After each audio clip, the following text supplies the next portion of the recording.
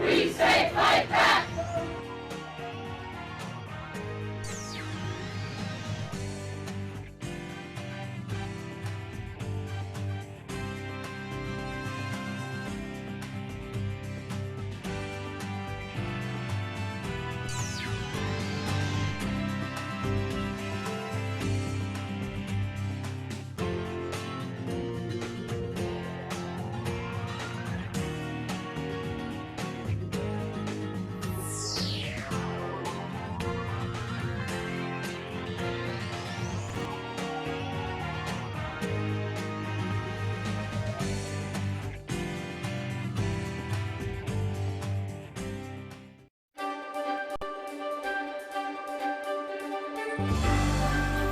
Our book today for the Thom Hartmann Book Club is The Age of Eisenhower, America and the World in the 1950s by William I. Hitchcock. This is from chapter 19, page 475, about three-quarters of the way through the book. Republicans of the 1950s knew how to sell a product. They pioneered the use of television advertising in politics, and at their national conventions in 1952 and 1956, they mobilized actors, dancers, acrobats, sports figures, crooners, jugglers, and sword swallowers to infuse their rather dull message of peace and prosperity with some pizzazz. In mid-July 1960, though, as the GOP faithful gathered in Chicago at the International Amphitheater, the same hall in which Ike and Dick had formed their political tandem 8 years earlier, the convention planners were running out of ideas. A giant elephant named Koa, on loan from Louisiana, proved to be too big to amble down the aisles of the hall and had to be returned. The torchlight parade of 500 young Republicans had to be canceled due to the fire hazard of their kerosene-soaked rags. Plans to get Henry Fonda into costume as Abraham Lincoln, a role he had played woodenly in the 1939 film Young Mr. Lincoln, were scotched when Fonda turned out to be a Democrat. Half the hotel rooms in Chicago remained empty a few days before the convention. Besides an absence of hoopla, the top Republican leaders had serious worries. A Gallup poll on the eve of the convention showed that since 1952, the Republicans had lost support among business and professional voters, white-collar workers, and farmers, three key demographic groups.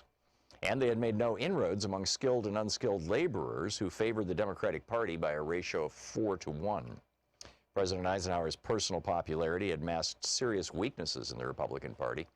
As the Republicans gathered in Chicago, John Kennedy, a junior senator with little international name recognition, led Nixon in the polls by 4 points. And I should add, Nixon was the vice president to Eisenhower.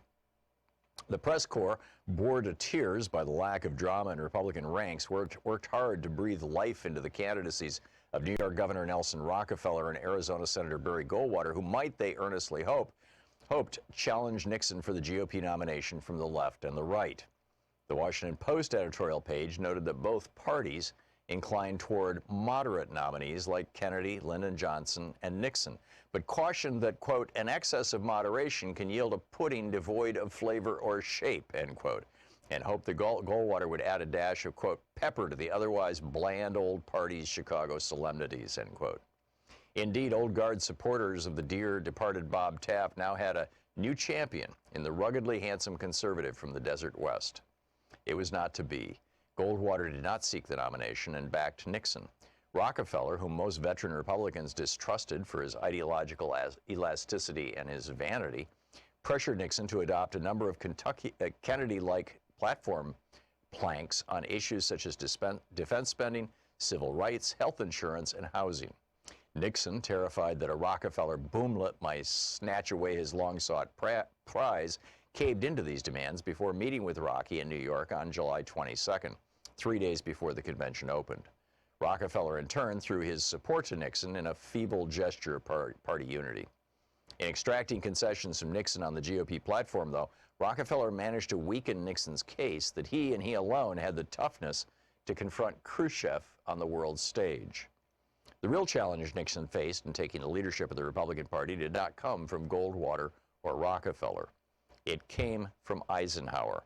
Of course, Ike supported Nixon's presidential bid since Nixon offered the best hope of extending the Eisenhower legacy. But the distance between those two men, which had always been great, never seemed wider than in 1960. Eisenhower had become the world's most respected, most recognized, and most liked man. For all of his apparent political weaknesses and occasional lapses in his mishandling of the U-2 affair, he occupied an unassailable place in the pantheon of great figures of his time. His war service alone would have placed him on history's pedestal, but he followed that with 8 years of dignified leadership of a country whose global power had reached unprecedented dimensions. When Eisenhower arrived in Chicago on July 26 to address the Republican convention, over 1 million Chicagoans lined the streets along his route to the Sheraton Blackstone Hotel. Shouts of joy rang through the miles of well-wishers. "We like Ike" signs dotted the scene, along with hand-painted expressions of thanks to the old warrior. Confetti, so dense that it stuck to Ike's moist and beaming face, poured from the rooftops. Banners and flags draped every storefront, and lampposts in a blaze of red, white, and blue. Seated before him, or behind him in the open-top presidential Lincoln, Illinois Governor William G. Stratton and Senator Everett Dirksen seemed like supernumeraries.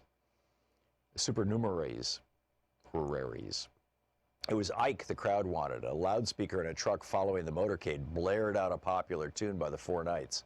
"I love the sunshine of your smile." The president, visibly moved, told reporters outside the hotel, "It's one of the finest crowds I've ever seen." On Tuesday evening, Senator Dirksen made up in this. This is the Thom Hartmann Program. So Sean says to me today, "May the 4th be with you." It's the 4th of May. Happy Monday. Oh, my. We have so much coming up today. Congressman Ro Khanna from California, first off, for the second hour of our program, will be with us for the full hour taking ear calls. We're going to do a national town hall meeting here with the vice chair of the Congressional Progressive Caucus. Alex Lawson is going to drop by in our third hour with millions of Americans stripped of their health care. 19 Democrats, House Democrats, have unveiled an emergency bill to help out Americans, and we're going to get into that and some of the details of that. But I wanted to start out by just asking a fairly simple question. Over the weekend, we saw George W. Bush go to the Lincoln Memorial on Fox News. He did a 2-hour rally on Fox News and, said everything's good, everything's happy, we're going to, put this all back together, don't worry, vote for me, all this kind of stuff. And he said he'd been treated worse than Lincoln. All right. Ask Mary Todd Lincoln about that. And at the same time, over the weekend, George W. Bush put out a little short 3-4 minute video about how we all need to come together. This is a time for national unity. Just like he did after 9/11, you'll recall. He's lied us into 2 wars that led to the deaths of hundreds of thousands of Afghans and Iraqis, over 15,000 dead Americans, 7,000 of them troops, 8,000 plus of them contractors. The 2 wars that he lied us into then spilled over into other regions, and now we've got a civil war going on in Syria. You've got a military crackdown in Egypt with al-Sisi, torturing and murdering people. Libya is a screaming, flaming mess. I suppose you could throw some of that back into the Obama administration. But, step by step, right across the Middle East, George W. Bush's, well, actually, no, the Obama administration came after George W. Bush, and Bush was the one who set up this whole deconstruction of the Middle East, the destruction of the Middle East.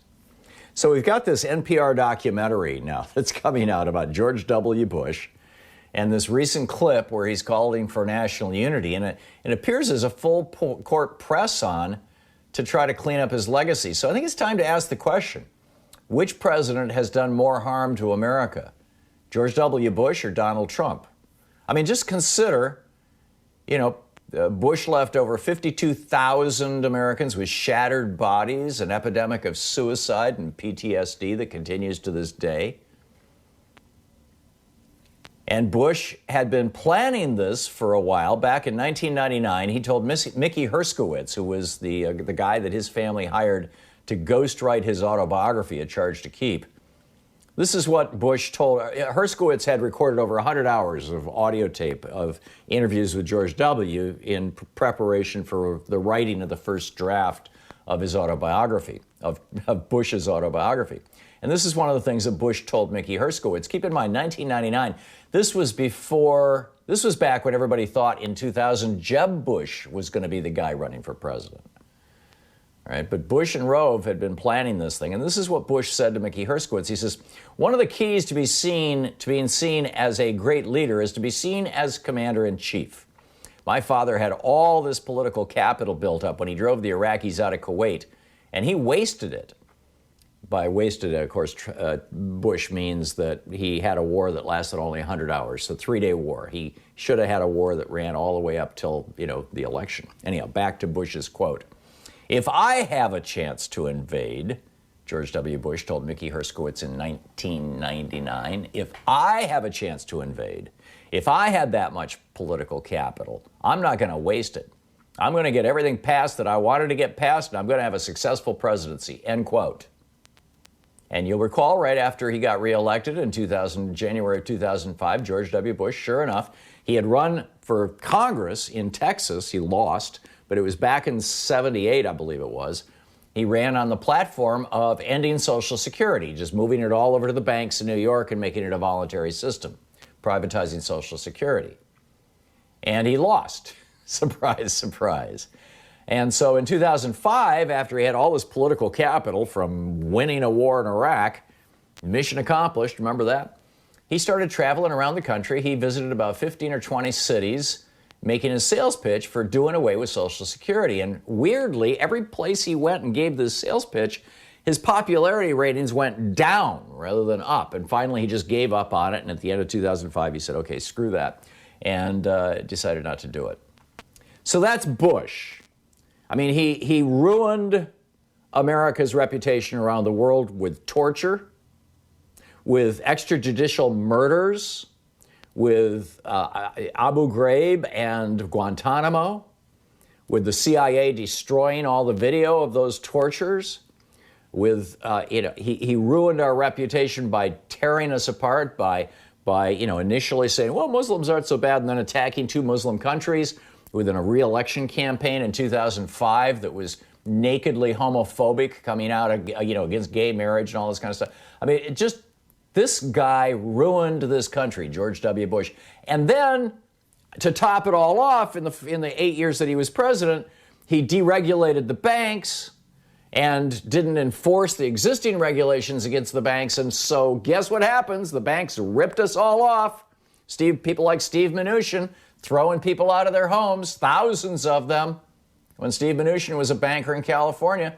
And George W. Bush was responsible for the second greatest crash, only second to the Great Depression of the 1930s. So then, 8 years later, we get another Republican president, Donald Trump, and now we're on track to a minimum of 100,000 Americans dead. And there are reports now, the New York Times is reporting, and this is pretty shocking stuff. Coronavirus update, Trump administration models predict near doubling of daily death toll by June. Projections from an internal report. Now, they're keeping this a secret, right? But it leaked to the New York Times. Projections from an internal report show that the Centers for Disease Control and Prevention forecast about 200,000 new cases every day by the end of the month. That's the end of the month of May, which means 3,000 daily deaths by the end of May. 3,000 people dying every day, that's 90,000 people a month. And if we keep at that rate, as Trump is opening up and red state governors are opening up red states like crazy right now, the fastest growing, if you look at red states versus blue states, in blue states, you've got the coronavirus infections growing at slightly greater than 100%. The R naught is slightly more than 1.1 more or less, which is still bad. It means the pandemic is expanding. But in the red state, every one person infects 1.1 other people. But in the red states, it's running 1.4, 1.5. So who was the worst president, George W. Bush or Donald Trump? Who did more damage to our country? I guess we can't say the verdict is in because Donald Trump still has 9 more months to go until January 20th when he leaves office. And, he could do a mind-boggling amount of damage between now and then. And frankly, I think he will. But who do you think did the most damage to America? Who was the worst president? Trump, Trump's hatred, his racism, his xenophobia, his damage to international relations, his pulling us out of the climate talks, or George W. Bush with torture, extrajudicial murder, passing the Patriot Act, spying on Americans. Remember Ed Snowden, revealed all that stuff to us. Who gets your vote as worst president? And coming back on the other side of the break, I got to tell you about this. Is amazing. Joe Biden. I don't know why this wasn't big news all over the media this weekend. Joe Biden co-authored an op-ed over the weekend about Trump, and his co-author was Elizabeth Warren. We'll get to that in just a minute. Stick around. This is the Thom Hartmann Program. We'll be right back. Thom Hartmann here with you. Stick around.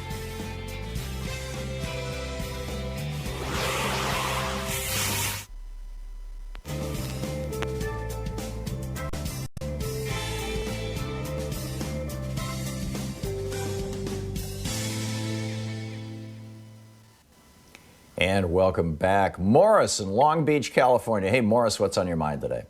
Good morning, Professor. Listen, did you hear what Stephen Moore had to say over the weekend? I was watching the BBC, and he was talking. They were doing an interview with him via satellite, and a gentleman from, I think his name was Ping, from China. And you're not going to believe this. Mr. Moore, who works for President Trump, he said that China owes the United States, write this down, reparations. I mean, if I had $1 trillion. Right. I couldn't believe it. I said, "You gonna ask somebody for some reparations?" I said, "You know what? If I was a gentleman from China, I would say, you know what? China gonna pay the United States some reparations. We're gonna pay the U.S. some reparations. When the U.S. pays the Native Americans reparations for the genocides, when the U.S. pays blacks reparations for the labor, when the U.S. pays the Hispanics for the Southwest states they lost, when they get paid their reparations, we will pay you your reparations." I mean, but if you didn't see it. If you didn't see it, you would scratch your head and say, is this Malcolm X talking or Stephen Moore? Yeah. All right, thank you. That is brilliant, Morris. By the way, I'm looking for the, Morris just hung up. I'm looking for the, here it is. I got an email from, this one isn't from Stephen Moore, but Stephen Moore is now working for FreedomWorks, which is, FreedomWorks and Americans for Prosperity were the two groups that were supporting the Tea Party. Funded and started by the Koch brothers and their friends and their other billionaire buddies. These are billionaire-funded groups that operate in the interests of billionaires. And there was a webinar today. It's probably still going on. The FreedomWorks Committee on Unleash Prosperity. It's a webinar grading governors on their opening of the state's economies. And Brian Kemp of Georgia is on this webinar. Kim Reynolds, the governor of Iowa, is on this webinar. Kevin Stitt, the governor of Oklahoma, is on this webinar. And it's being moderated by Adam Brandon, the president of FreedomWorks, and Stephen Moore, co-founder of the Committee to Unleash Prosperity. I think they mean unleash viruses, unleash deaths.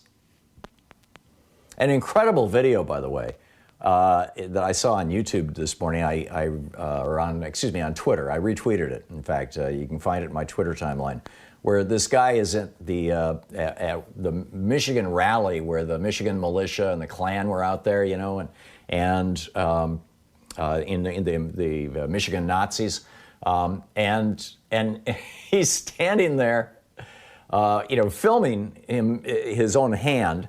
And he's giving people a finger as they walk by, and he's yelling, God hates dip bleeps. That starts with an S word, and F you. And he's yelling F you and but he's doing it very politely. And occasionally somebody tries to debate him, and it's just hysterical. I really recommend you check it out. But this is like people are starting to talk back. And, we've got these billionaires with FreedomWorks promoting this stuff. You got Brian Kemp, Kim Reynolds, Kevin Stitt, the governors of Georgia, Iowa, and Oklahoma, respectively, doing this webinar, probably still going on. It started 2 hours ago. And It's amazing. It's amazing. I almost signed up for it, and then I thought, I got better things to do with my time. Anyhow, we'll be right back. Stick around. It's 19 minutes past the hour. Coming up on 20 minutes past the hour is the Thom Hartmann Program, broadcasting live. We're from my home, where we're sheltered in place here in Portland, Oregon. We'll be right back. Our 1 hour free podcast recaps our show, and it's available wherever fine podcasts are found. And we have the full 3 hour podcast available over at thomhartmann.com if you want to really support our program.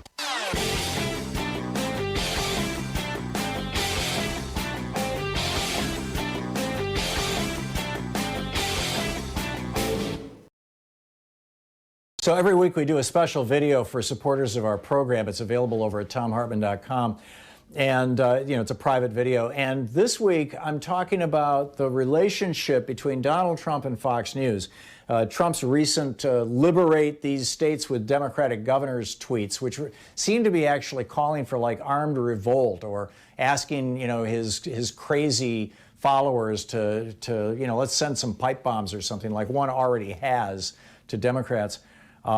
He did that 2 minutes after watching a Fox News segment basically saying the same thing. Fox News is programming the brain of the president, and their programming was, basically developed by Roger Ailes to infuriate people. This outrage as a way of holding people so that they can sell advertising. And it's doing harm to our republic. You can check the whole thing out, the whole new video, over at thomhartmann.com. Welcome back. So, as I was mentioning before we hit the break, the Miami Herald published an op-ed this weekend, and I'm guessing it was published in other newspapers around the country. I'm kind of saddened it wasn't in the Times or the Post, but maybe the idea was if we put it in the New York Times or the Washington Post, it'll be perceived as an endorsement by Joe Biden of Elizabeth Warren. But Joe Biden and Elizabeth Warren wrote this op-ed together, which is, pretty friggin' amazing. They write, when Vice President Joe Biden ran, well, actually, let me, both of us have served in Congress overseeing the executive branch. We have also both served in the executive branch and answered to independent oversight. Take it from us. This is Biden and Warren. Take it from us. Oversight is vital to an effective democracy and a fair economy, and it's a threat only if you have something to hide. When Vice President Joe Biden ran implementation of the American Recovery and Reinvestment Act in 2009, he invited relevant inspectors general to scrutinize his work. In 2010, they concluded that a remarkable 99.8% of awards were free of any hint of fraud, waste, or abuse.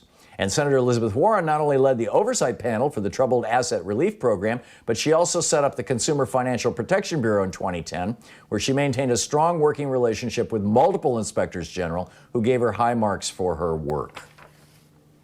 They start the whole thing out. 64,000 dead, 30 million people out of work, small businesses collapsing, communities of color hit exceptionally hard. Even the most ideological conservatives have been forced to acknowledge that government is an essential part of the COVID-19 solution.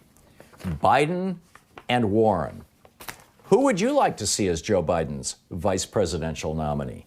My favorite is Warren. I think increasingly my second favorite is Kamala Harris, and my third favorite is Stacey Abrams. But that's just my list. Who's on your list? I'd like to know that. Okay, some more stories about life in Trump land. This is just breathtaking.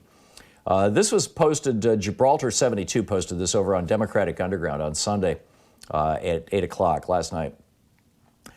My daughter called in today to check in. A sister-in-law works at Menards. Menards is a kind of a department store chain in Michigan. Sister-in-law were, kind of like Walmart kind of store, only smaller. But I won't say where. Yesterday, a female employee was posted at the entrance. She told a man who was carrying a gun he could not come in without a mask. He put his hand on his gun and said, no effing C word, was going to tell him what to do. She keyed her walkie and several employees came to her aid. She informed the manager she wasn't going to put her life on the line for Menards. He said, I don't expect you to. And within an hour, they had armed security on the door. These, quote, fine people, Donald Trump's fine people, are effing nuts. And then it gets even weirder or grimmer, as the case may be. This is from a story from ABC TV Channel 12, an ABC affiliate in Flint, WJRT. And here's the story. A security guard. Where was this? Let me just see. This is the Family Dollar store. And this is from the state police. At the Family Dollar store, the security officer at the front door asked a woman to put a mask on before she could come in. She spit in his face, then came back later with her dad and shot him in the head. This is a quote from the local ABC 12 program, network television station. They said a man shot a 43-year-old security guard in the head near the doorway of the store before running off. Murdered this guy. This guy leaves behind a wife and 8 children. Shot in the head for asking this Fox News watching, presumably woman, to put a face mask on. This is how bad it's gotten.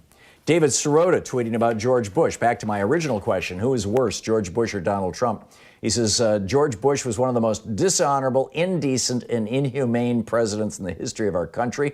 His tenure ended with an economic meltdown whose fuse was lit by his administration's financial deregulation and lax enforcement. In Hurricane Katrina, his incompetence and personnel decisions effectively allowed a city to drown. His obedient shilling for the oil and gas industry played a pivotal role in locking in a climate cataclysm that could kill millions. His scorched earth re-election campaign demonized gay marriage. He went AWOL for a whole year, as Dan Rather pointed out, something that during time of war is an execution offense. It's called desertion. But, somehow we got past that and he got to become president. I mean, that came out in 2000 during the campaign. And he, of course, tried to turn Social Security over to the billionaires. Meanwhile, I mentioned this, the new news about Trump's internal numbers. Now, their new model says, we may have 1 million people dead, but they also didn't believe their own pandemic experts. This is a piece in the New York Times that's absolutely breathtaking. Laying out this whole thing about, it's titled 34 Days of Pandemic, Inside Trump's Desperate Attempts to Reopen America. Kevin Hassett, who is the former chair of his Council of Economic Advisors, a guy who has no background in infectious disease, threw out the CDC's model and created his own model that they used in the White House through the month of April, which said that the deaths would peak at 60,000 in April, and that would be the end of it. They're apparently still using that model. You're listening to the Thom Hartmann Program. Call 202-808-9925. Except maybe not. Now we've got this secret model that just got leaked to the New York Times showing, 3,000 deaths a day going forward.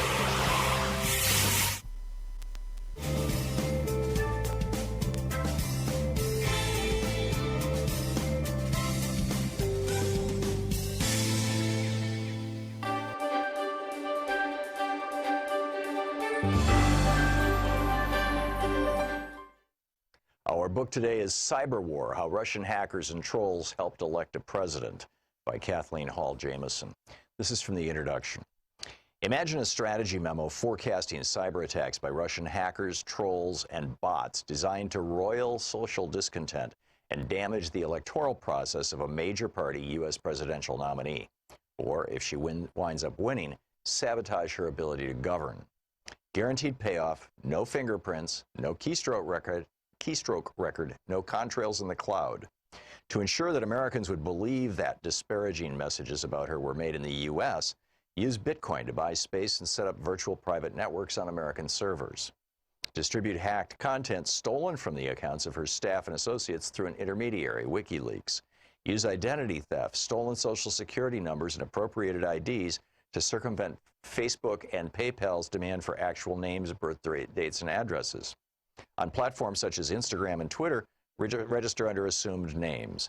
Diffuse and amplify your attack and advocacy through posts on Facebook, tweets and retweets on Twitter, videos on YouTube, reporting and commentary on RT, blogging on Tumblr, news sharing on Reddit, and viral memes and jokes on 9gag. Add to the mix a video game called Hiltendo, in which a missile-trading Clinton figure vaporizes classified emails sought by the FBI. employ online agitators and bots to upvote posts from imposter websites such as blackmattersus.com to the top of such subreddits as r/thedonald and r/Hillary for prison. Drive content to trend. To maximize the impact of your handiwork, use data analytics and search engine maximization tools built into social media platforms. To test and fuel doubts about the security of U.S. voter information, hack the electoral systems of the states. And throughout the primary and general elections season, seed the notion that if Hillary Clinton were to win, she would have done so by rigging the election, an outcome that would repay her assaults on the legitimacy of their leader's presidency with doubts about her own. Were she instead to lose, she would no longer be a thistle in the toned torso of the hackers and trolls' boss's likely boss. Every result but one produces a desirable outcome for the Kremlin. Outcome 1, Clinton is off the international stage. Outcome 2, she wins but can't govern effectively. Outcome 3, the former Secretary of State is elected and the country simply moves on, but the sabotage nonetheless has magnified cultural tensions and functions as a pilot from which to birth later success, perhaps when she runs for a second term. The only eventuality that damages the Russian cyber soldiers and their commander-in-chief is the fourth, in which, in real time, the cyber attackers are unmasked by a vigilant intelligence community, condemned by those in both major political parties and around the world, characterized by the media as spies and saboteurs. The Russian message is blocked or labeled as Russian propaganda, and when included in media accounts, the stolen content is relentlessly tied to its Russian origins and sources. None of that, however, happened. Instead, to the surprise of the Russian masterminds, as well as both Hillary Clinton and Donald Trump, he won the Electoral College, and with it a 4-year claim on 1600 Pennsylvania Avenue. Although countrywide she bested him by almost 2.9 million votes, he unexpectedly captured an Electoral College majority by running the table. By the end of the evening of November 8th, Florida, as well as Wisconsin, Michigan, and Pennsylvania, were in his column. The ways in which Russian hacking and social media messaging altered the content of the electoral dialogue and thus contributed to Donald Trump's victory are the subjects of this book. To begin my exploration, this overview chapter will highlight key findings of the U.S. intelligence community, preview my focus on the hackers and trolls and the synergy between them, justify casting the Russian machinations as acts of cyber war, outline ways in which susceptibilities in our system of government and media structures magnified their effect, and note 5 presuppositions that will shape my analysis of the Russian trolls' work, and one that will guide my study of the effects of the hackers. Forming the backdrop for my inquiry are 3 reports on the Russian intervention of the 2016 presidential election. The October 7, 2016 statement jointly issued by the Department of Homeland Security and the Office of the Director of National Intelligence on Election Security. The January 2017 conclusion of the U.S. intelligence agencies, CIA, FBI, NSA, and the February 2018 Robert Mueller indictment of 13 of the Russians allegedly behind the social media intrusions. On a day that will live in campaign lore, as much for what didn't happen as what did, more on that in a moment, the first of the 3 revealed the following. The U.S. intelligence community is confident that the Russian government directed the recent compromises of email from U.S. persons and institutions, including the U.S. political organizations. The recent disclosures of alleged hacked emails on sites like DCLeaks.com and WikiLeaks and by the Guccifer 2.0 online persona are consistent with the methods and motives of Russian-directed efforts. These thefts and disclosures were intended to interfere with the U.S. election process.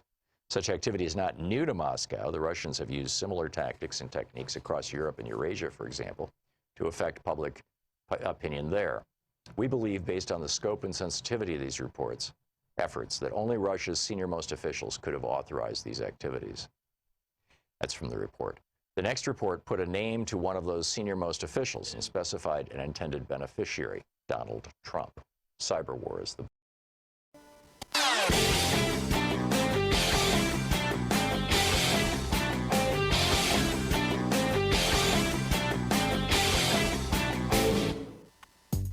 Coming up on the Science Revolution, it's amazing cleaner air during the pandemic is proving the benefits of a decarbonized economy. Dr. Jay Family-Eddy is here on how the number of people harmed by floods will double worldwide by 2030. In Geeky Science, don't miss the 7 things that happen when you stop eating meat or eat less meat during this pandemic. And our fact of the week is about plummeting wildlife and extinctions. Check out The Science Revolution wherever fine podcasts are available.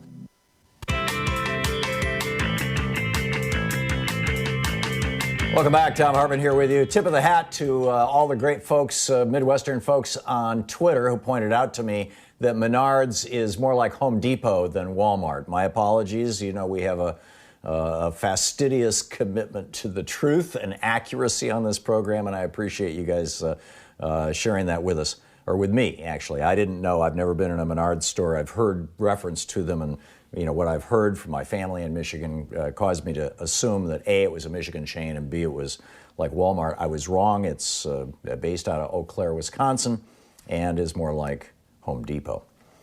Meanwhile, Republican Ohio State Representative Nino Vitale, V-I-T-A-L-E, I'm assuming that's how he pronounces it, says that he will not wear a mask.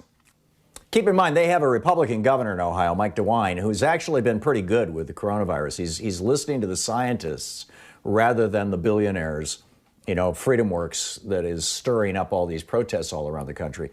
And, you know, the groups like Betsy DeVos funded in Michigan. He's actually listening to the scientists. But this lawmaker says, this is the greatest nation on earth, founded on Judeo-Christian principles, and one of those principles is that we're all created in the image and likeness of God. That image is seen the most by our face. I will not wear a mask. Because he thinks he looks just like God, and that's so important, right? This guy is a complete fool. But I'm telling you, there's a bunch of them out there, and now they're starting to get in our face. If I don't show up to do this program in 2 weeks, let me tell you probably why it happened. Yesterday or Saturday, Louise and I were going for a walk. We were walking down the street. Nobody around, to the best of our knowledge. We're walking, you know, on a sidewalk. And this guy comes running up behind us, and he was wearing sneakers, and he was running quietly. I mean, I didn't know he was there until he was about 4 inches from Louise's shoulder. And he goes running by us, huffing and puffing from 4 inches away. And, you know, when people are running, they're blowing out so many of these particles. It's actually worse being around somebody who's running than having somebody cough in your face. Cough is a one-time event. Running is constant, you know, blowing these particles out. And I yelled a 7-letter word that starts with ASS after him, but he seemed not to hear, and he just kept on running. And, you know, it's like these are the people who are watching Fox News, and they're literally putting other people's lives at risk. And it's just so tragically sad, not to mention infuriating, particularly when, you know, we're going to hit 70,000 people dead this week. That's you know, breathtaking. Anyhow, we've got some questions on the table here, and just a reminder, in the next hour, the whole hour, will be Congressman Ro Khanna taking your calls for the hour. Jerry in San Francisco. Hey, Jerry, what's up? Hey, Tom, I just wanted to share with you and your listeners about an event that took place in San Francisco on Friday. There was a car caravan. That means people got in their cars and then would write on, poster paper or so forth and put it and tape it to their cars. Issues about PPE or maybe the homeless situation in San Francisco, how the epidemic has hit the African-American community. And so people would follow each other, honking their horns. And there was about 500 or 600 people who showed up. And so other people who were not part of the caravan would honk and, give their support. But they weren't funded by the billionaires, and they weren't promoting a right-wing point of view. So this did not make the network news, I'm guessing, right? You were ahead of me, Tom. Exactly. There were 17 people who were on the sidewalk, many without masks, protesting that that Newsom should open up the state of California to recreation business and so forth. Well, that night, on purpose, I went and looked at every local news channel. I usually don't do that, but I recorded every news channel, and every one of them covered the 17 people, although, of course, they didn't say there were just 17. They covered that. They didn't make one mention or show one image of the car caravan. It was a non-event. And, I've traveled all over the country I've been to at least 100 protests since the inauguration of Trump. And this kind of thing has happened in various places. And I'm not talking about like 20 people showing up to protest against Trump. I'm talking about 500, 600 people. And it's a non-event. Nobody knows. And then you talk to other people and say, why aren't people going onto the streets and protesting against Trump? Well, they are, but the corporate media doesn't think it's news.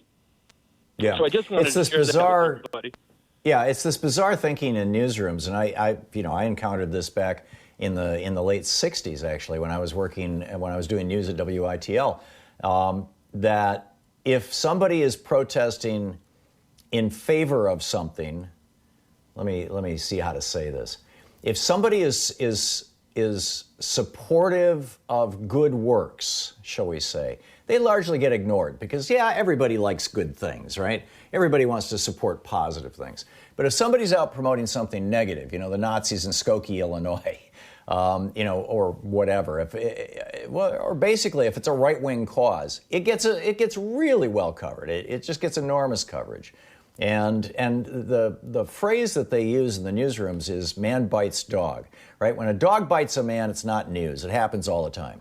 But if a man bites a dog, that's unusual. That's the news. And so the way that they're thinking is that the people who are supportive of Governor Newsom, well, that's most of the state. The opinion polls show, 70-80% of people, Republican, Democrat, right across the board, they're all supportive of what Governor Newsom is doing in California.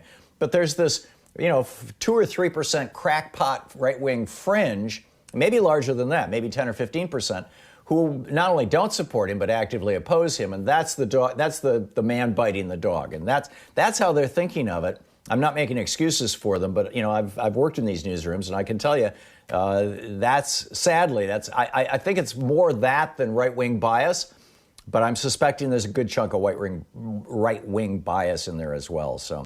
Anyway, excellent.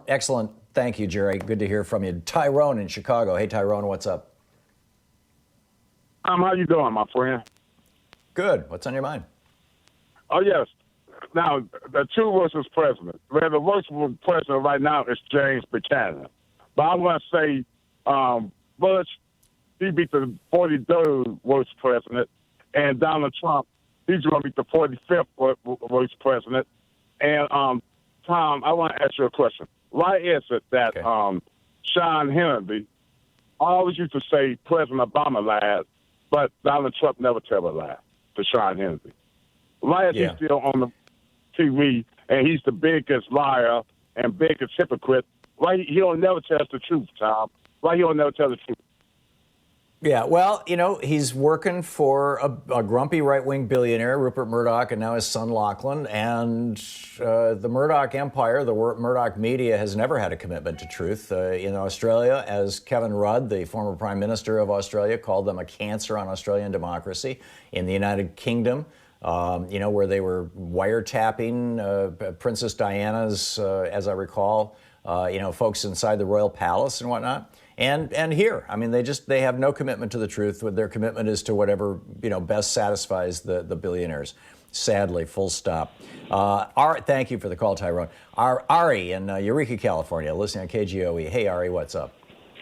Hey, Tom. I'm going to go with Trump because he doesn't have access to credible people to lie for him, like Colin Powell.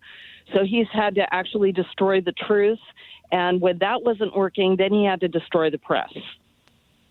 I'm really torn on this one, Ari. I mean, my inclination is to say that George Bush was the worst president because he came into office intending to get us into a war. He announced that intention 2 years before he was sworn in. He followed through on it. People say, oh, it was Cheney. I don't think so. I think it was both of them. They were both oil executives. And he sanctioned torture. Now, actually, on the other hand, go ahead. I was going to say, I'll go you one further. The worst president was Al Gore for conceding before he should have. Okay, I'll give you that. And John Kerry, too. I mean, Yeah. we had John Edwards on this program, the day after, or a couple days after, maybe it was, John Kerry conceded, and he was just seriously pissed off. I mean, because there were still, as I recall, 186,000 provisional ballots in Ohio that had never been opened. And Gore won. Yeah. And when you look at the actual vote down in Florida, well, that took a whole year for the media consortium to count all the Florida votes. But yeah, Al Gore actually won, and that was acknowledged by the New York Times and the Washington Post. So I'm really torn, and that's why I tossed the question out there, because Bush did so much damage to the United States, and he harmed so many people, and he actually caused hundreds of thousands of deaths. So far, Trump has only cost arguably 70,000 deaths, although the New York Times also says that that's badly undercounted, and there's probably 30,000 additional deaths that we should attribute to coronavirus but didn't get attributed because it was heart attacks and strokes and things that were caused by coronavirus. Anyhow, Ari, thank you for the call. Spot on. It's a tough choice to make. And then I suppose you throw Reagan into the mix, who started this whole thing, right? We wouldn't have Trump or Bush if it wasn't for Reagan. And now it gets really complicated. You're listening to Thom Hartmann. Visit thomhartmann.com for audio and video archives. So who's our worst president? Trump? Bush? Reagan? Buchanan? We'll be back.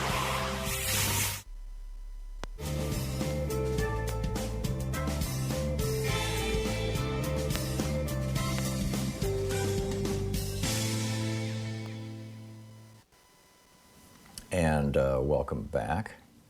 Let's see here. Steve in Simi Valley, California. Hey, Steve, what's on your mind? Hi, Tom. You asked earlier about who Biden should pick as a VP, and you think Elizabeth Warren over Kamala Harris. And I just wanted to say why politically and strategically that won't be a good idea, because as you well know, just as important as winning the presidency is winning the Senate.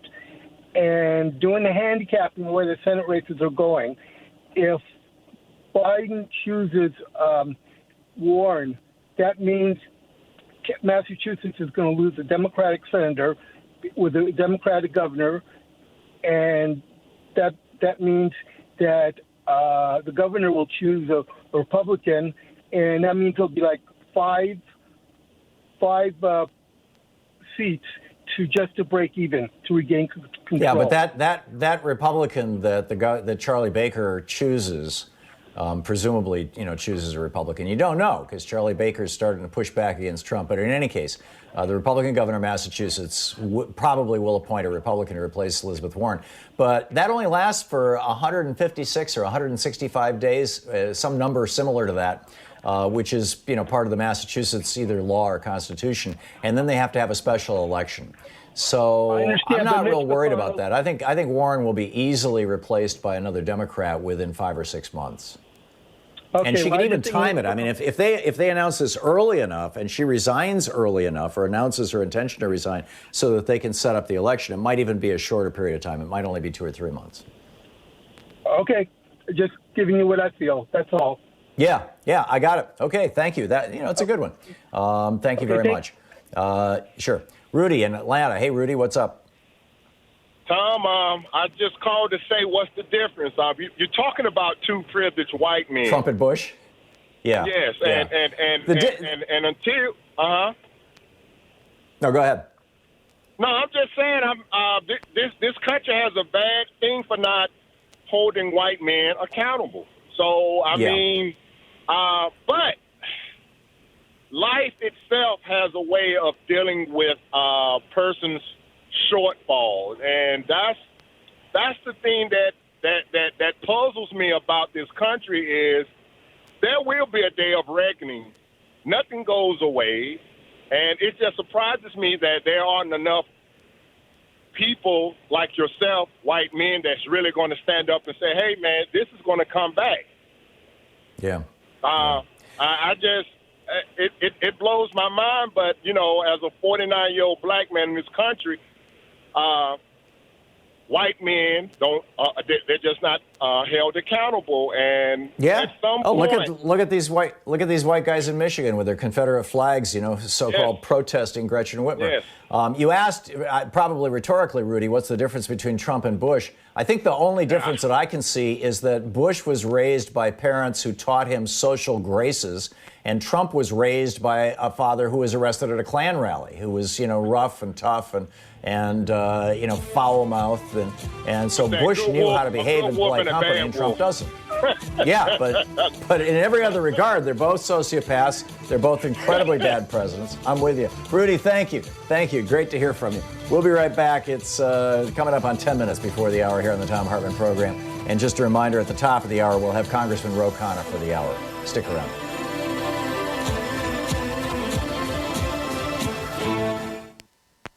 Did you know that Ronald Reagan committed treason to become president in 1980, and George Herbert Walker Bush was in on it, and he avoided being prosecuted for this in 1992 with a little help from Bill Barr? It's on page 116 of my book, The Hidden History of the Supreme Court and the Betrayal of America.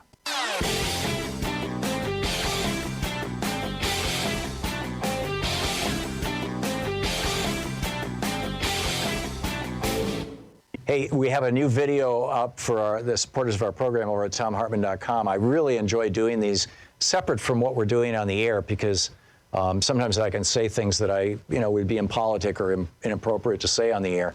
Like the name of the website that I'm talking about in this video, and I lay it out and share it with you on the video.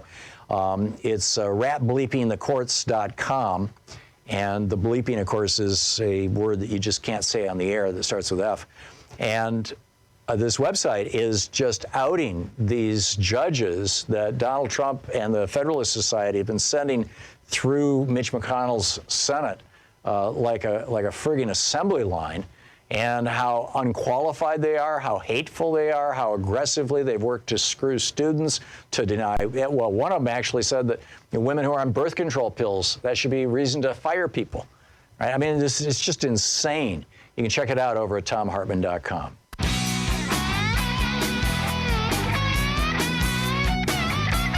Welcome back. So, who's the worst president? Who do you want to see as vice president? We had a caller earlier who said, yeah, Elizabeth Warren is great, although Kamala Harris might be better. Who are you voting for? There's so much on the table here. Anthony in Detroit. Hey, Anthony, what's up? Hey, how's it going, Tom? In terms of Good. Who's the worst president, I don't know. That's some stiff competition between them.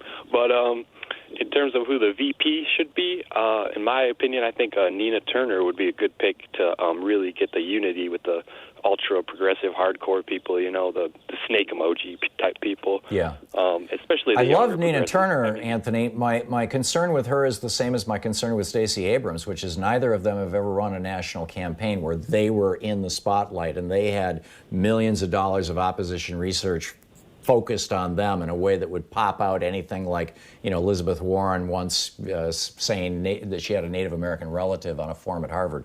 That kind of stuff, doesn't come out until you're in a national campaign. I really think that we can't afford to have a Tom Eagleton moment.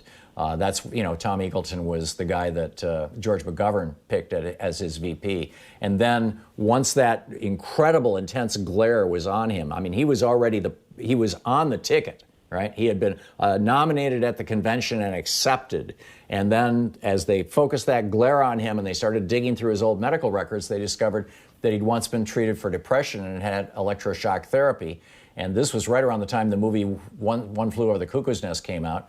And that was it. Eagleton had to be replaced. Now, I don't even remember who they replaced him with now, but it was a disaster for the McGovern campaign. And I think one of the main reasons that McGovern lost so badly in that election, that's 1972 election to Richard Nixon. And so that's my only concern. I love Nina Turner. Louise and I know her personally. We've had dinner with her and her husband. They're wonderful people. She is a smart person. She was a state senator in Ohio and a brilliant one. She held a leadership post.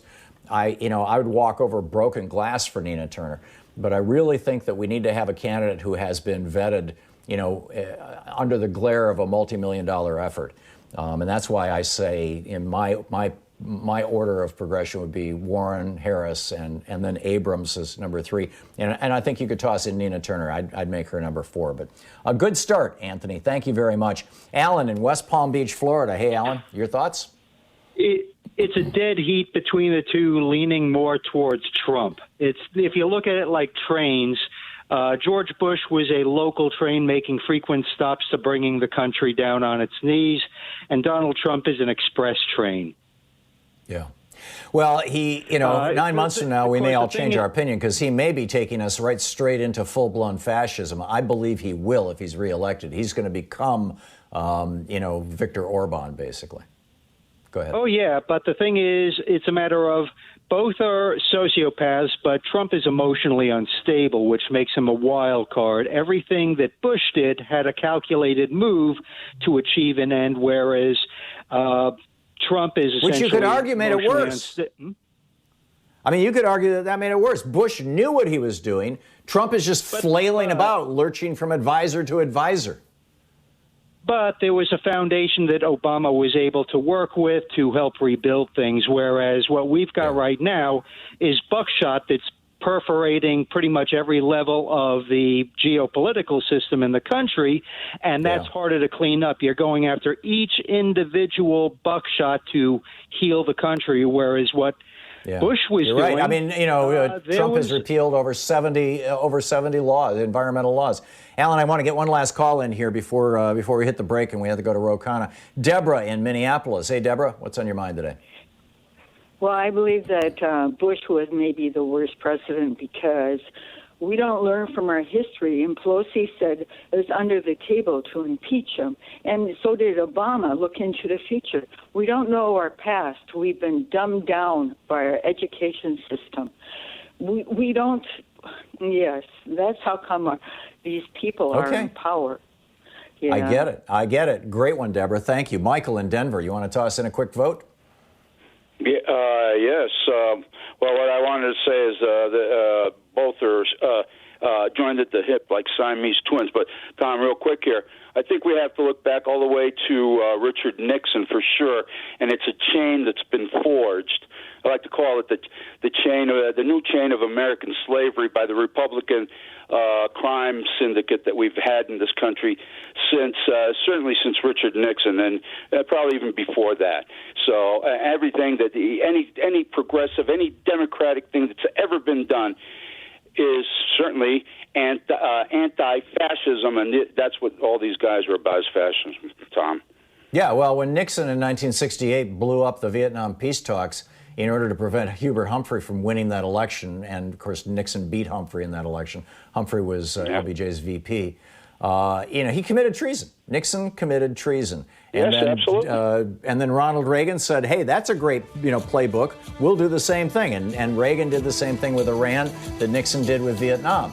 And, we're off to the races. Good point, Michael. Thank you. Okay, Congressman Ro Khanna will be with us for the next hour, taking your calls. So stick around, and we'll be back with our national town hall meeting. By the way, he's introducing some amazing new legislation with Bernie Sanders. I think you'll find it pretty incredible. He was the co-chair of Bernie's campaign. You're listening to Thom Hartmann.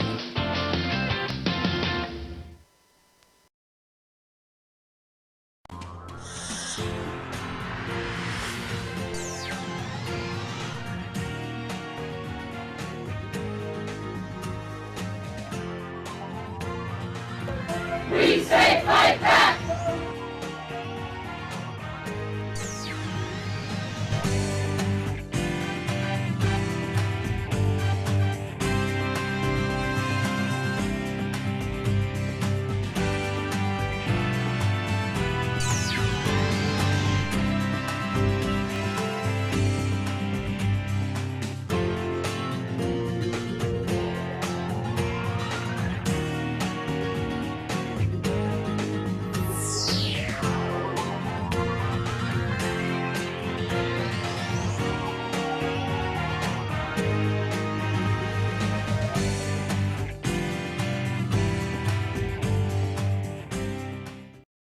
So every week we do a special video for supporters of our program. It's available over at thomhartmann.com. And, it's a private video. And this week, I'm talking about the relationship between Donald Trump and Fox News. Trump's recent liberate these states with Democratic governors tweets, which seem to be actually calling for like armed revolt or asking, his crazy followers to let's send some pipe bombs or something like one already has to Democrats. He did that 2 minutes after watching a Fox News segment basically saying the same thing.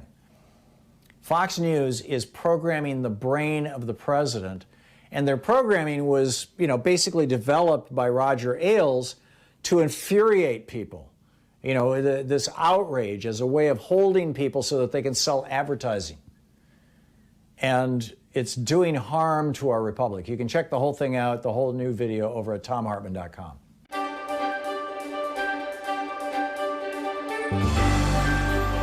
For our book club today, we're reading from David Blight's book, Frederick Douglass, Prophet of Freedom. This is from the introduction. In his speech at the dedication of the National Museum of African American History and Culture in Washington, D.C., September 24, 2016, President Barack Obama delivered what he termed a, quote, clear-eyed view of a tragic and triumphant history of black Americans in the United States. He spoke of a history that is central to the larger American story, one that is both contradictory and extraordinary. He likened the African American experience to the infinite depths of Shakespeare and Scripture. The, quote, embrace of truth as best we can know it, said the president, is, quote, where real patriotism lies. Naming some of the major pivots of the country's past, Obama wrapped up his central theme in a remarkable sentence about the Civil War era. Quote, we've buttoned up our Union blues to join the fight for our freedom. We've railed against injustice for decade upon decade, a lifetime of struggle and progress and enlightenment that we see etched in Frederick Douglass's mighty leonine gaze, end quote. How Americans react to Douglass's gaze, indeed how we gaze back at his visage, and more important, how we read him, appropriate him, or engage his legacies, informs how we use our past to determine who we are. Douglass's life and writing emerged from nearly the full scope of the 19th century, representative of the best and the worst in the American spirit. Douglass constantly probed the ironies of America's contradictions over slavery and race. Few Americans use Shakespeare and the Bible to comprehend his story and that of his people as much as Douglass. And there may be no better example of an American radical patriot than the slave who became a lyrical prophet of freedom, natural rights, and human equality. Obama channeled Douglass in his dedication speech, knowingly or not. So do many people today. Born Frederick Augustus Washington Bailey, a slave, in Talbot County, Maryland, in February 1818, the future Frederick Douglass was the son of Harriet Bailey, one of 5 daughters of Betsy Bailey, and with some likelihood his mother's white owner. He saw his mother for the last time in 1825, though he hardly knew her. She died the following year. Douglass lived 20 years as a slave and nearly 9 years as a fugitive slave subject to recapture. From the 1840s to his death in 1895, he attained international fame as an abolitionist, editor, orator of almost unparalleled signature, and the author of 3 autobiographies that are classics of the genre. As a public man, he began his abolitionist career 2 decades before America would divide and fight a civil war over slavery that he openly welcomed. Douglass was born in a backwater of the slave society of the South, just as steamboats appeared in bays and on American rivers, and before the telegraph, the railroad, and the rotary press changed human mobility and consciousness. He died after the emergence of electric lights, the telephone, and the invention of the phonograph. The renewed orator and traveler loved and used most of these elements of modernity and technology. Douglass was the most photographed American of the 19th century, explained in this book, and especially by the intrepid research of 3 other scholars I write upon. Although it can never really be measured, he may also have been, along with Mark Twain, the most widely traveled American public figure of his century. By the 1890s, in sheer miles and countless number of speeches, he had few rivals as a lecturer in the golden age of oratory. It is likely that more Americans heard Frederick Douglass speak than any other public figure of his time. Indeed, to see or hear Douglass became a kind of wonder of the American world.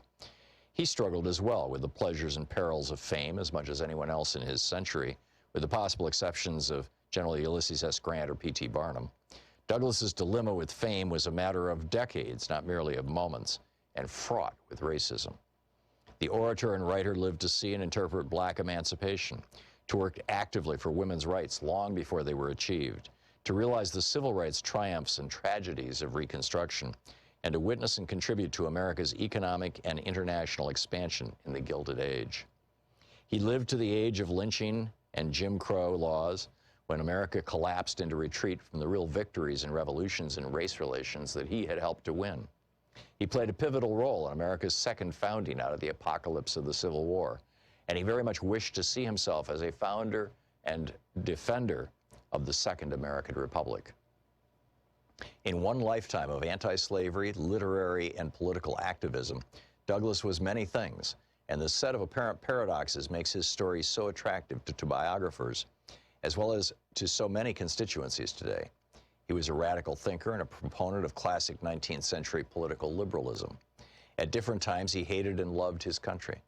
He was a ferocious critic of the United States and all its hypocrisies, but also, after emancipation, became a government bureaucrat, a diplomat, and a voice for territorial expansion.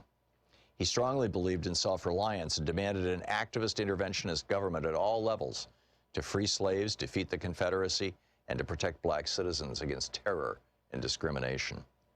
Douglas was a serious constitutional thinker, and few Americans have ever analyzed race with more poignancy and nuance than this mostly self-taught genius with words. He was a radical editor, writer, and activist. The book Frederick Douglass by David Blight.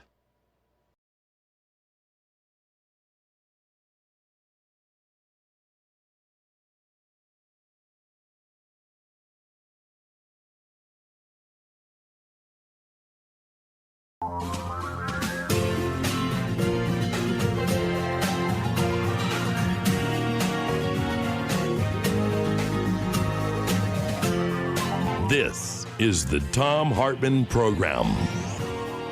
Welcome back. Thom Hartmann here with you, and on the line with us for the hour, taking your calls in a national town hall meeting, is Congressman Ro Khanna.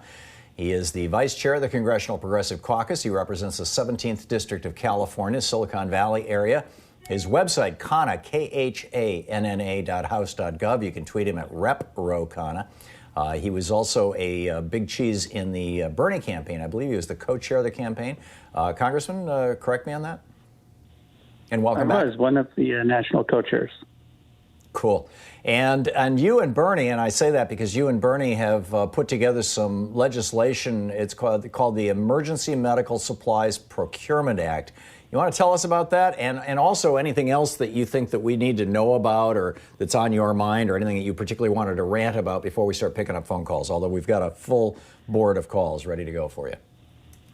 Sure, Tom. Well, the bill is simple. Right now, the Defense Production Act, everyone keeps talking about that, but it's only funded at $1 billion, and $1 billion won't even meet the need for emergency medical supplies like PPE masks in my district, let alone the country, and certainly not in California. And so Bernie and my bill says let's put $75 billion into funding the essential equipment that we need in this country, basic masks, basic swabs, basic supplies, so we can get the testing done and scale up the testing and protect our workers. And that's the bill.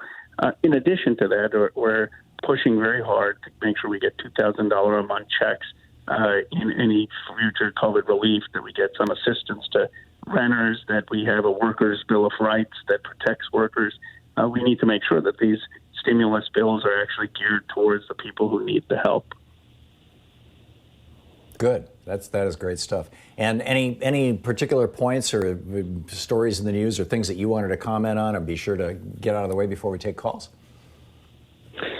Well, I would just say again that the big push and fight in Congress right now is how the next stimulus round is going to be structured. The progressives are really drawing a bright line that we need to have workers' bill of rights in there. We need to have some form of stimulus checks in there, that we can't have the next round go to corporations. They have to go to people that are actually on the front lines. And that has been a lot of the discussion right now in Congress on how that next stimulus will be structured. Yeah, and that's going to be interesting to watch. So let's pick up some phone calls here. Elise in Dallas, Texas. You're on the air with Congressman Khanna. Yes, thank you so much for taking the call, and good afternoon to both of you, and thank you, Congressman, for being on the call with everyone. I am wondering if Congress will move a bill or pass legislation to empower student loan forgiveness and reduce credit card interest rates for Americans that are all suffering with the economic woe during this COVID-19 public health crisis. Thank you. Elise, it's a very good question.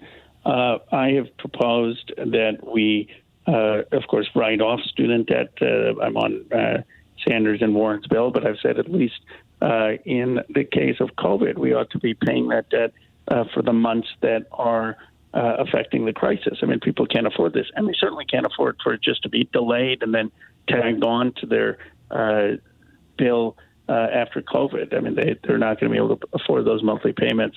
So we are pushing that.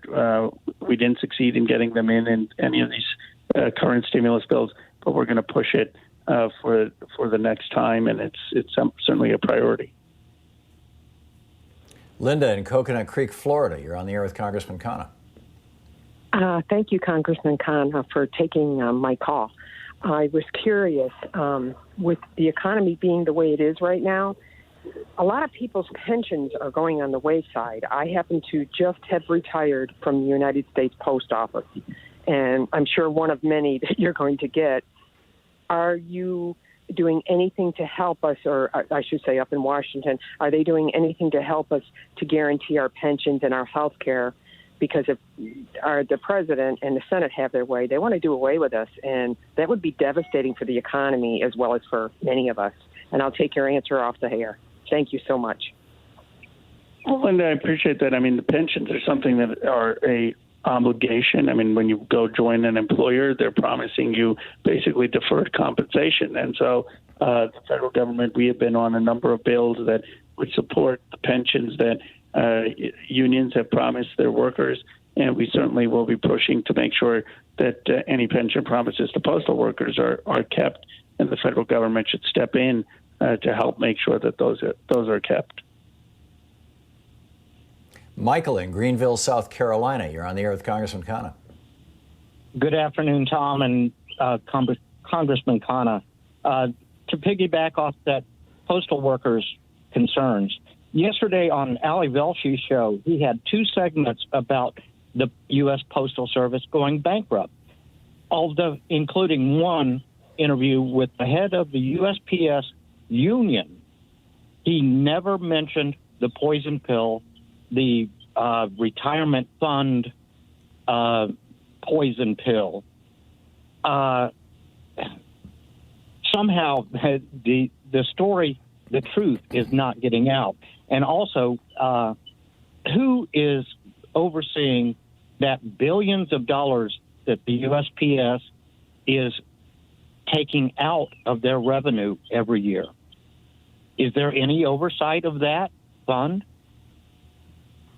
Well, Michael, I appreciate you raising the questions. Congress is supposed to be exercising the oversight, but you're absolutely right. I mean, we're requiring the Postal Service to be paying retiree benefits, to putting them aside for 2050 something, and that's why they're not being able to meet the obligations. And this has nothing to do with the viability of the Postal Service. It's everything to do with Donald Trump and Republicans wanting to privatize it. And we have to stand up for the Postal Service. It's part of the glue of our communities. It delivers these letters safely for 50 cents. We absolutely need it, and I'm committed to supporting it, as is the entire Progressive Caucus. Jody in Lolo, Montana. You're on the air with Congressman Khanna. Yeah, I hear that Trump now says no more help for anything unless he does another tax cut. And, you know, that means Social Security cuts. And, you know, I don't understand that. It's not a handout. We've paid in it our whole working life, and we're almost 70, and now they're cutting. What do you guys plan on doing that? Are you going to cave in like you did the first one and gave them the tax cut? We should not be having these tax cuts, and we should be expanding Social Security. I mean, at a time where seniors are particularly vulnerable, at a time where many pensions have taken a hit, where stock market has taken a hit, where people's pension funds and others may have been invested, and where the economy is in a tough spot. What we like to be doing is expanding Social Security and not having these tax cuts for people who are already doing well. Congressman, we just have 45 seconds to the break. Do you expect that there will be any serious effort to expand Social Security or lift the cap on the Social Security taxes? Or is that something that's just going to have to wait for a Democratic president and a Democratic Senate? Well, it's going to have to wait, I think, unfortunately, for a Democratic president and a Democratic Senate. And we didn't get it even when we had Obama for 8 years. But I think the need now is more apparent to people. I mean, seniors, just the income isn't enough. And I appreciate your mentioning scrapping the cap, because that's how you pay for it. I mean, you could increase benefits and pay for Social Security for the next 50 years if you just taxed people above the $113,000 where it's currently capped. Yeah, it's remarkable. It really is. Congressman Ro Khanna taking your calls for the hour in our national town hall meeting here with Congressman Khanna. His website is Khanna, KHANNA.house.gov. His Twitter handle is Rep. Ro Khanna, as in Representative Ro Khanna. He represents the 17th District of California in the U.S. House of Representatives, and he's the vice chair of the Congressional Progressive Caucus. This is the Thom Hartmann Program. Back in just a moment with more of your calls for Ro Khanna, Congressman Ro Khanna, in just a moment.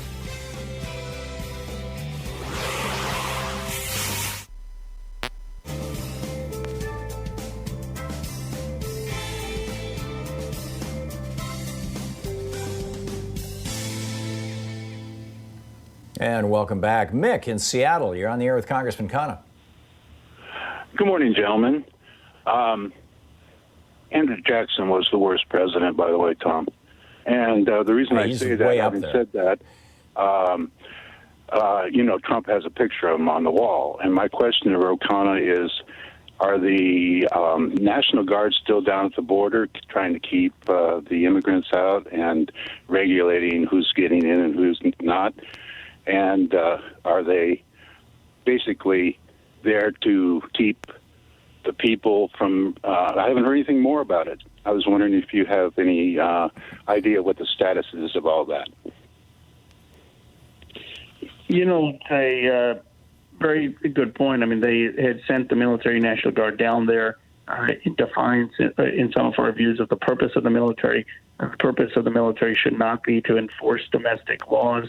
And as far as I know, some of the Guard is still there. Now, they claim that the Guard is doing logistical setups and isn't actually engaged in enforcement.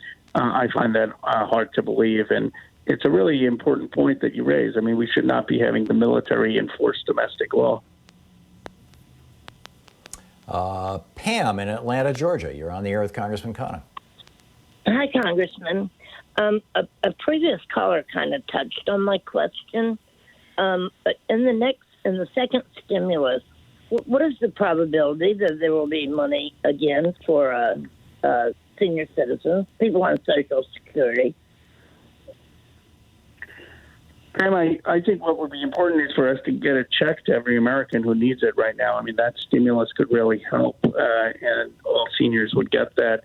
And so that, I think, is the highest probability. In terms of expanding Social Security benefits specifically, I'm for that, but I think that's a harder lift until we get a Democratic president. I do think we can get some form of stimulus check, though, which will obviously help seniors as well. Pamela in Bremerton, Washington, listening on KBCS. You're on the air with Congressman Khanna. Yes, I was just wondering what Congress is doing about the population in prison that's being impacted so badly about the COVID-19. Well, what we've called for on the House side is that people who are non-dangerous, people who are elderly, that there should be some other alternative arrangements for them, and that we need to have our medical personnel in these prisons, and that they need to be following the same guidelines. We don't want this disease spreading in prison populations. Let's see here. Ken in Lafayette, Colorado. You're on the air with Congressman Khanna. Oh, good morning, Tom. Thank you for taking my call. And Mr. Khanna, thank you for being on the program. My question is in regards to the World Health Organization. And please correct me if I'm wrong, but I understand that they have test kits available that our allies, whatnot, have all agreed upon, this works, and they've dispersed them. So why aren't we hearing more from the Democrats and demanding Trump utilize these test kits that are available from the World Health Organization, considering that we now have more deaths in America from COVID than all of the Vietnam War, instead of waiting for Trump to come up with some, magic bullet, so to speak. Why? Ken, I'll restate your question for the Congressman right after this break, and we'll get an answer to it. Thank you very much. We'll be right back. It's coming up on 20 minutes past the hour. Our 1-hour free podcast recaps our show, and it's available wherever fine podcasts are found. And we have the full 3-hour podcast available over at thomhartmann.com if you want to really support our program.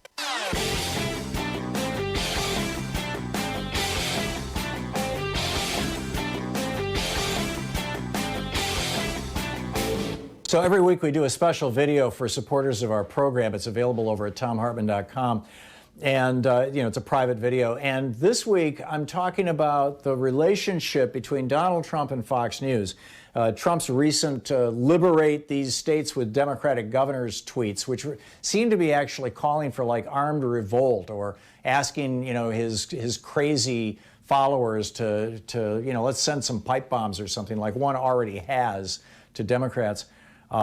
He did that 2 minutes after watching a Fox News segment basically saying the same thing.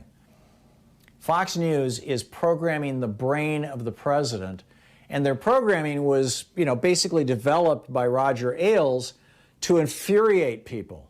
This outrage as a way of holding people so that they can sell advertising. And it's doing harm to our republic. You can check the whole thing out, the whole new video, over at thomhartmann.com.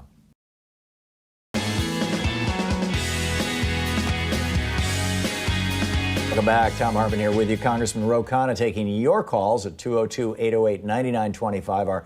Our national town hall meeting with the vice chair of the Congressional Progressive Caucus, represents the 17th District of California. And Congressman Khanna, a caller just a moment ago asked a question. Do you want to just quickly recap the question and toss out your answer for it?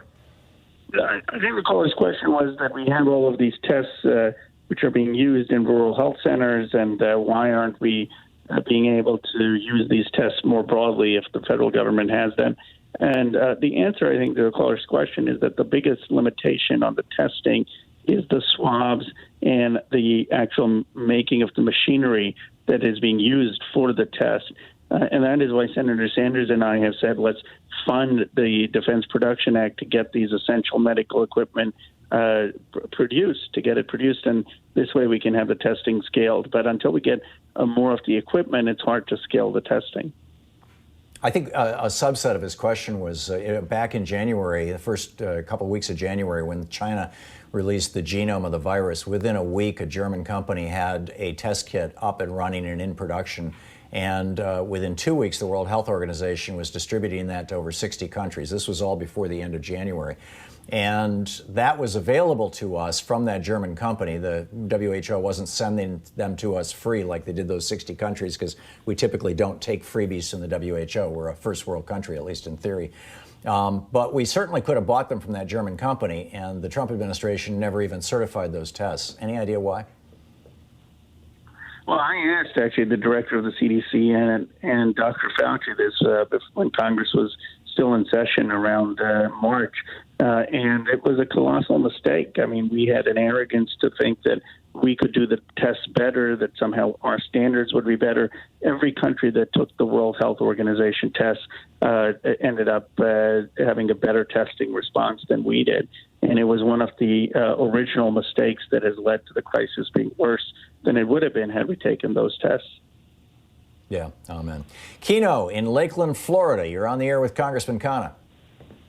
Hello, Congressman Khanna. Good to talk with you again. Remember, I'm the moose herder Republican who wants reform in the Republican Party. Now, we want to go over and join an organization, participate in Republicans for Biden. And I want to ask you a little later to tell me I have a visual problem seeing computers. I do not have a computer, so there's a bunch of us old geezers that don't have computers that we can work for the Biden, and I want you to tell me how to get in touch with the Biden campaign later. But here's my first question. You know, there's the term the deep state. I think that's a negative term against Democrats by some Republicans. Could you give me a quick definition, and then I want to follow up. What's your definition of the deep state? Okay, no, I appreciate it. My understanding of the use of the deep state is that there are people within the bureaucracy who are somehow doing things that are undermining democratic governance. Now, traditionally, there was concern, of course, that people in our government may be authorizing coups overseas or doing things that they would never get approved of from the public, famously with Reagan and the Iran-Contra hearing and how people in the state were operating without coming to Congress. Trump has distorted this to try to imply that somehow the bureaucracy is out to get him, and that has been far from the case. And if anything, he's got people in the bureaucracy who have tried to protect him. Okay, right, good point. Now, what is the name the Democrats are going to put on that deep state group of Republicans in the bureaucracy that are doing nefarious things to distort democracy? Now, do you Democrats now, you know, I'm a Republican, going to work with the Democrats, but what is the name that you have for the Republican deep state? Well, we have tried not to politicize it because our view is that most people in the bureaucracy are doing honest work and that we aren't going to try to politicize the bureaucracy to score political points. So what Trump has done is taken people who are actually just engaged in oversight or engaged in upholding the law and tried to cast down on their integrity because he doesn't want anyone holding him accountable. Susan in Snellville, Georgia. We have just a minute to the break. You're on the air with Congressman Khanna. Hey, Congressman Khanna. I still haven't received my $1,200 check. My husband and I jointly. We typically would owe taxes, and so I tried to go on the IRS website, enter in the bank information, 3 different occasions, 2 different days, but got error messages, the same error message. So I just went on the website to check the status of the physical check, but there's no way to check it because there's no bank information, they say. Well, you know, I appreciate that. You can contact our office and we can put you in touch with your congressperson, or you can contact your congressperson directly and they should be able to help you. But I've heard there's still a lot of people who haven't gotten the stimulus check. It's really wrong. It's a failure of administration. We should have used technology with Square and Stripe to try to get that money out faster. But contact your member of Congress and we can do our best to help. It's our National Town Hall meeting here in the second hour of our Monday program with Congressman Ro Khanna taking your calls for the hour. He's the vice chair of the Congressional Progressive Caucus. He represents the 17th District of California, Silicon Valley area, in the U.S. House of Representatives. Khanna, KHANNA.house.gov is his website. You're listening to the Thom Hartmann Program. Call 202-808-9925. And you can tweet him at Rep. Ro, R-O, Khanna. We'll be back in 5 minutes with more of your questions. Stick around.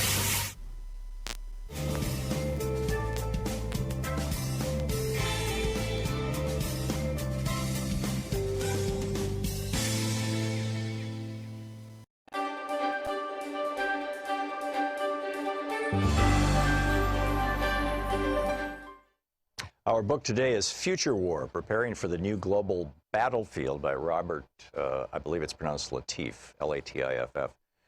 This is from the introduction.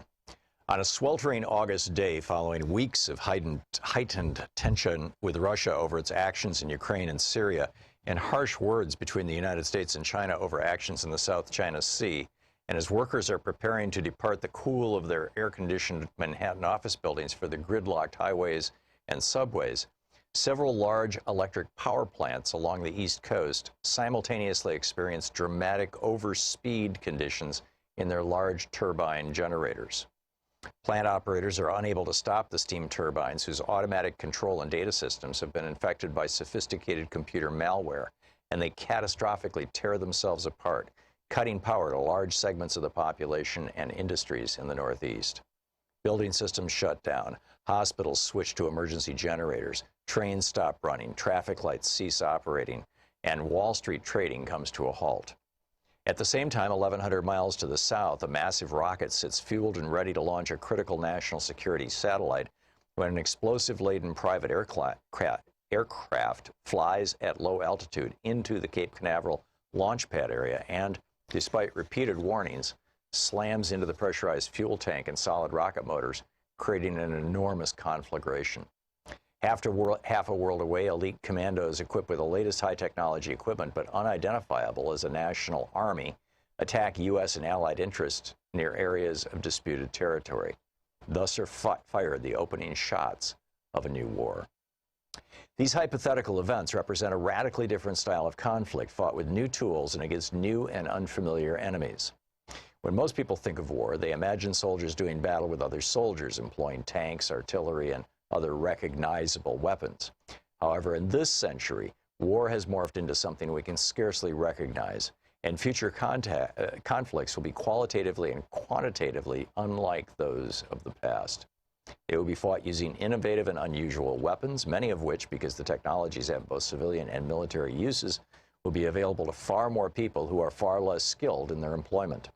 The so-called democratization of technology has diminished the monopoly of advanced countries on the tools of war.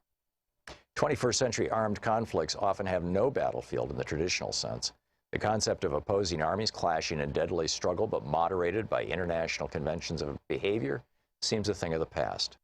In 1999, Chinese colonels Kuo Liang and Wang Shuangshui predicted that soldiers would increasingly be computer hackers, financiers, drug smugglers, and agents of private corporations rather than members of a military, and that their weapons would include not only airplanes, cannons, poison gas bombs, and biochemical agents, but also computer viruses, net browsers, and financial derivative tools. Their predictions were prescient. Yesterday's wars were, like World War II, about saving civilized nations from maniacal dictators, or like the conflicts in Vietnam and Korea, devoted to a clash of ideologies in the attempt to limit the spread of one hegemon over another. They were big affairs involving large military forces and enormous violence. Today's wars are more about cultural and religious hatreds, using violence as a means to change the hearts and minds of people, among whom the killing occurs with more frequency. Tomorrow's wars will be different still, fought largely for political dominance with stealth and cunning, targeting innocents and institutions, heavily dependent on information superiority, and employing strange new weapons. While we have a highly motivated and well-trained and equipped armed forces that will adapt, we are not prepared as a nation to react well to the inevitably messy and ambiguous situations these new conflicts and weapons will present. We still have no clear idea of what constitutes an act of war in cyberspace now, nor of how we might respond to such an act. It is not enough for the military to be prepared. Neither the public nor its decision makers have yet fully comprehended the significance of the changes in the types of conflict and the tools with which they will be fought. Without question, there will be circumstances when decision makers will find it necessary, or at least think it necessary, to send soldiers into classic boots-on-the-ground combat situations. We will continue to project force with our powerful aircraft, our munitions, and our aircraft carrier strike groups. When war is fought in foreign lands, it could well be against other high-tech armies. However, war will increasingly be more personal and often fought closer to home. It will not lend itself to the traditional massive displays of U.S. firepower. It will affect individuals directly, not as some distant conflict we read about in newspapers or watch in the movies or on the internet. Americans will be targeted on U.S. soil, often, as we have seen in San Bernardino and Orlando, by homegrown terrorists. This form of war will be messy and complex, and it will not lend itself to easy, quick, soundbite solutions. It may not even be clear for a while who perpetrated the violence against us. Was it state-sponsored or a random act of terror? Will we unleash massive destruction on foreign countries in retaliation for attacks by terrorists residing on our own soil? If so, to what end and with what consequences?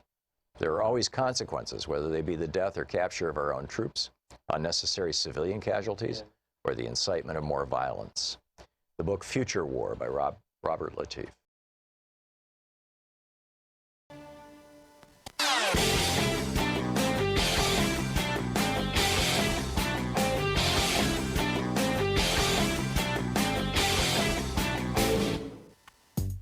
Coming up on the Science Revolution, it's amazing cleaner air during the pandemic is proving the benefits of a decarbonized economy. Dr. Jay Familietti is here on how the number of people harmed by floods will double worldwide by 2030.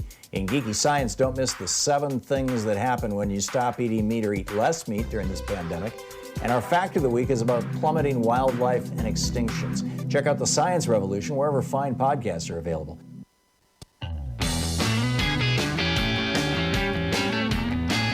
Welcome back. Thom Hartmann here with you, 34 minutes past the hour. And Howard listening on Progressive Voices. And by the way, you can catch our show on Progressive Voices simply by saying to your smart speaker, play the Thom Hartmann Show or the Thom Hartmann Program or whichever works.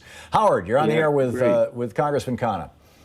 Yeah, I have a serious suggestion, but I have a one-line thing that'll make everybody laugh, a one-line joke. Your choice. Let's take the joke first. You go for either. Oh, yeah, okay. I mean, I made you laugh last month, Tom.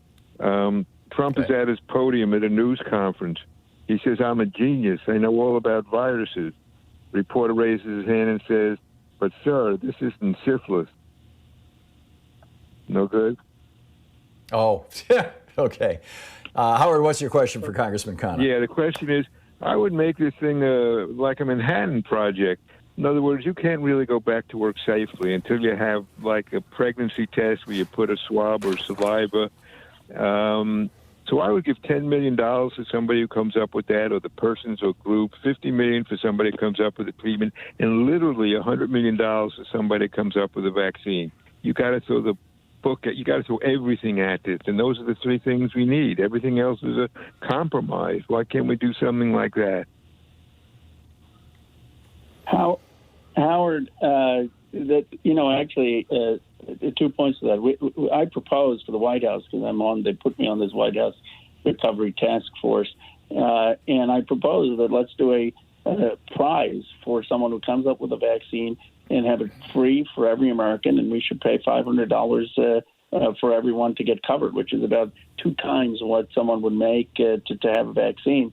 And let's provide that free for everyone. So I do agree that there could be some public-oriented collaborations to get a vaccine developed. And then, of course, Senator Sanders and I just proposed putting billions of dollars into getting the types of equipment that would make the testing possible.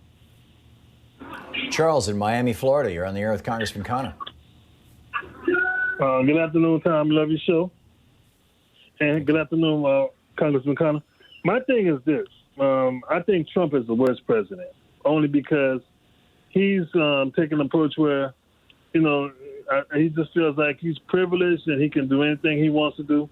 And I think he actually, because of this, the impeachment, he decided that win or lose in the impeachment, he didn't care about if America got infected by this virus. But my question to you, sir, is this. The Democrats, as far as I'm concerned, has had the edge as far as this Republican president and this Republican Senate. I mean, these Republicans, they need our help to pass these votes. They need the House to go along with what they're doing. And I don't know why there's no provision, especially in the next bill coming up, that if you're afraid of going to work, that no matter what President Trump says, you shouldn't have to be forced to go back to work. And you shouldn't have to be forced not to receive unemployment either. So my thing is this: we need fighters in the legislature as far as the Democrats is concerned, and we need you guys to show us that you can fight back, or that you can at least fight for us, because you're asking us for our vote. Thank you. And Charles, I appreciate that. In terms of the worst president in American history, of course. A longer discussion, and Trump is up there but Andrew Johnson was particularly bad, in my view, who basically cut short the Reconstruction and put us back decades in terms of equality between blacks and whites. I agree with you that the Democrats have to push much harder for a workers' Bill of Rights, for stimulus payments for workers, for helping with rent assistance. We're up against McConnell and Trump, but we need to fight clearly because they do need us to be able to pass these bills. And the Progressive Caucus is sticking up for these principles, and we are fighting to make sure that the next stimulus has them. Richard in Chicago. Richard, you're on the air with Congressman Khanna. Oh, good. The prior gentleman just really said it probably better than me, but that the Democrats need something to sell, even if it's blaming McConnell. Are we making a political mistake? They've handed us something here with their bad management of the bailout, and people are mad. And I don't think we're out in front on this thing persistently in a unified, forceful way, denouncing the mismanagement. We're going to get blamed, like Obama did for 2008, and we're going to pay a price unless we get ahead of these guys and we start to, coordinate and like they do. I mean, these guys are out there marching like they're all clones of one another, and we just sit back and we're passive. Hopefully when we get back, we'll all band together and start to use the tactics that they use against us. They have handed us a huge gift because they're incompetent and only want to help their own friends. And we're just, we talk about it, but we don't, fill the airways with it. And we're going to get the blame. They're going to turn it on us. They already did. It's all Nancy Pelosi's problem, right? So I just want to. Like the prior gentleman said, we gotta, we want to fight back. You get behind people who fight, and we have to have something also to recommend us to the voters. So I just think we're too passive. So Richard, let's let Congressman Khanna respond now. Richard, I hear you. I mean, we see their strategy already, doing that awful ad with Nancy Pelosi, trying to make fun of the fact that she likes ice cream, while the reality is that they're the ones who have been not giving the money or prioritizing working families. So I agree with you. They're going to turn around and they're going to try to blame the Democrats. We have to be out in front of this. We have to be very clear about what our stimulus looks like, what our priorities are. Our nominee Biden needs to make that clear and point out that Trump's not doing what needs to be done. He is resisting the stimulus checks. He's resisting rental assistance. He's not providing enough in terms of job creation or testing, and we have to keep hammering that message. And I agree that we haven't done a strong enough job on that. Judy in Denver, Colorado. You're on the air with Congressman Khanna. Hi, thank you. You said you and Sanders have come out with a bill to provide the basic protective equipment that is needed. No, what is needed is the much more intense protective equipment like the N95 masks and the full head-to-toe protective suits that these doctors and nurses need. Everybody in the front lines are getting the virus, and they are dying because they don't have the N95 masks or the head-to-toe coverings. We need real legislation, not the pitiful, petty crap that we always get from Democrats.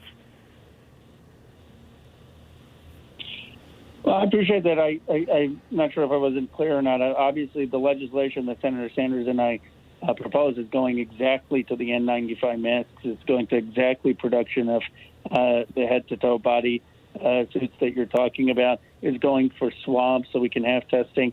I believe these are the basics of fighting the coronavirus, and that's why I refer to it as the basic equipment that we need. But it is specifically for the type of things you're talking about with the N95 masks. Patrick in Pasadena, California. You're on the air with Congressman Khanna. Hi. My point of all this is I just think America, I don't know the reason, but it's just become so complacent with its attitude towards politics. And I don't know inherently where it comes from, but it seems like we're in an emergency situation, and we should be fighting a lot harder than we are, especially, in the situations in the Midwest where Workers are dying on the job working in these meat plants under the strict orders of Trump and these Republican governors in Iowa and Indiana and South Dakota. So I just think that the legislature and the Senate need to work even stronger, be more proactive and pro-labor. Obviously, you know, most of these meat plants used to have strong labor unions. They don't anymore. And I just think we've completely dropped the ball on this. You know, this situation is much more serious than we let on. And the way people are becoming, we haven't even tested enough people to know how many people still have this virus.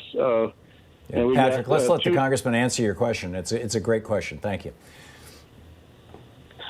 Well, I think that the challenges in the meat packing plants and in the areas where people are being affected is that, A, we don't have a worker bill of rights. We haven't provided people with basic equipment, the masks, social distancing, safeguards.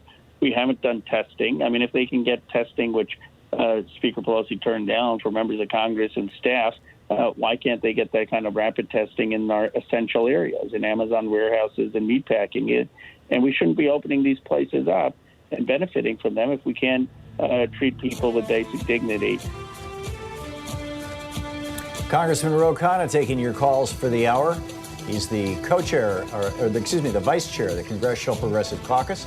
He represents the 17th District of California, Silicon Valley area, broadly, more or less, in the U.S. House of Representatives. His website, khanna.house.gov. You can tweet him at Rep Ro Khanna, ROKHANNA. We'll be back with more of your calls for Congressman. You're listening to Thom Hartmann. Visit ThomHartmann.com for audio and video archives. It's a national town hall meeting with Congressman Ro Khanna right here on the Thom Hartmann Program. Stick around. We'll be right back.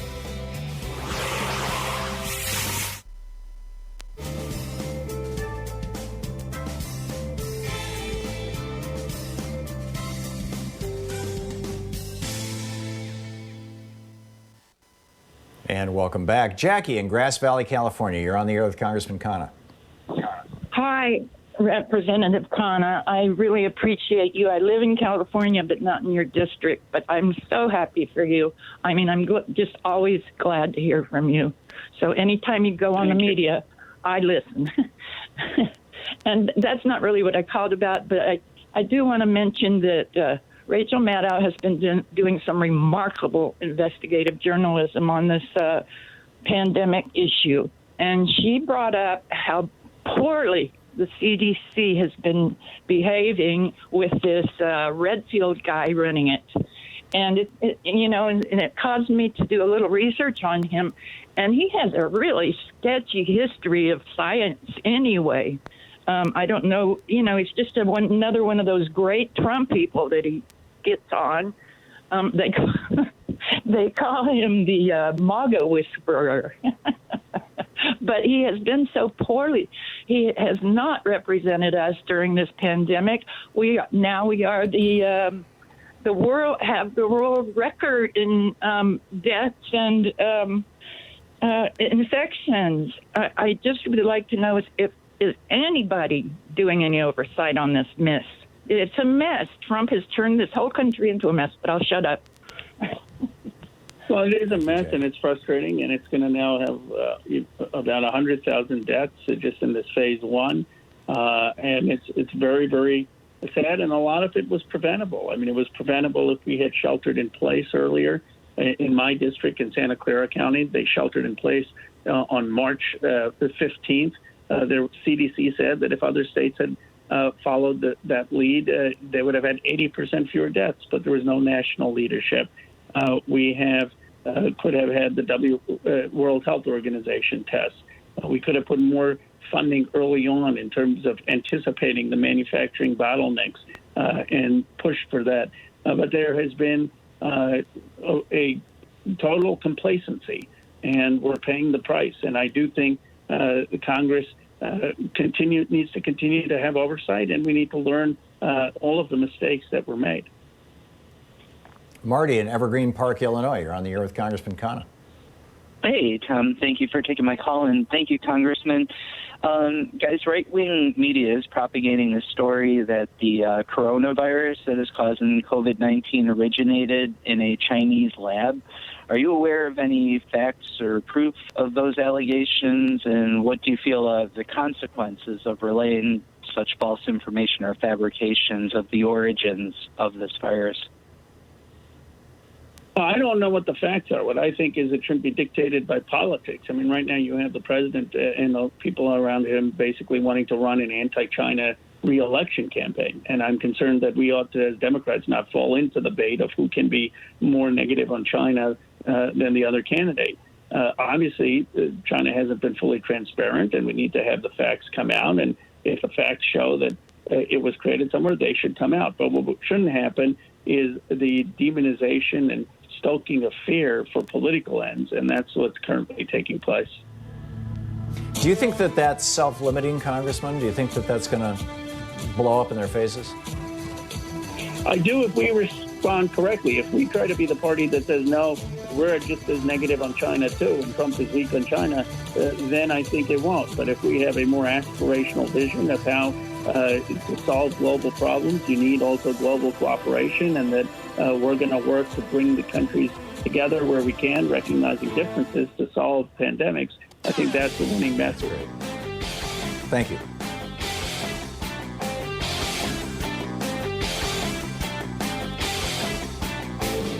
Did you know that Ronald Reagan committed treason to become president in 1980, and George Herbert Walker Bush was in on it, and he avoided being prosecuted for this in 1992 with a little help from Bill Barr? It's on page 116 of my book, The Hidden History of the Supreme Court and the Betrayal of America.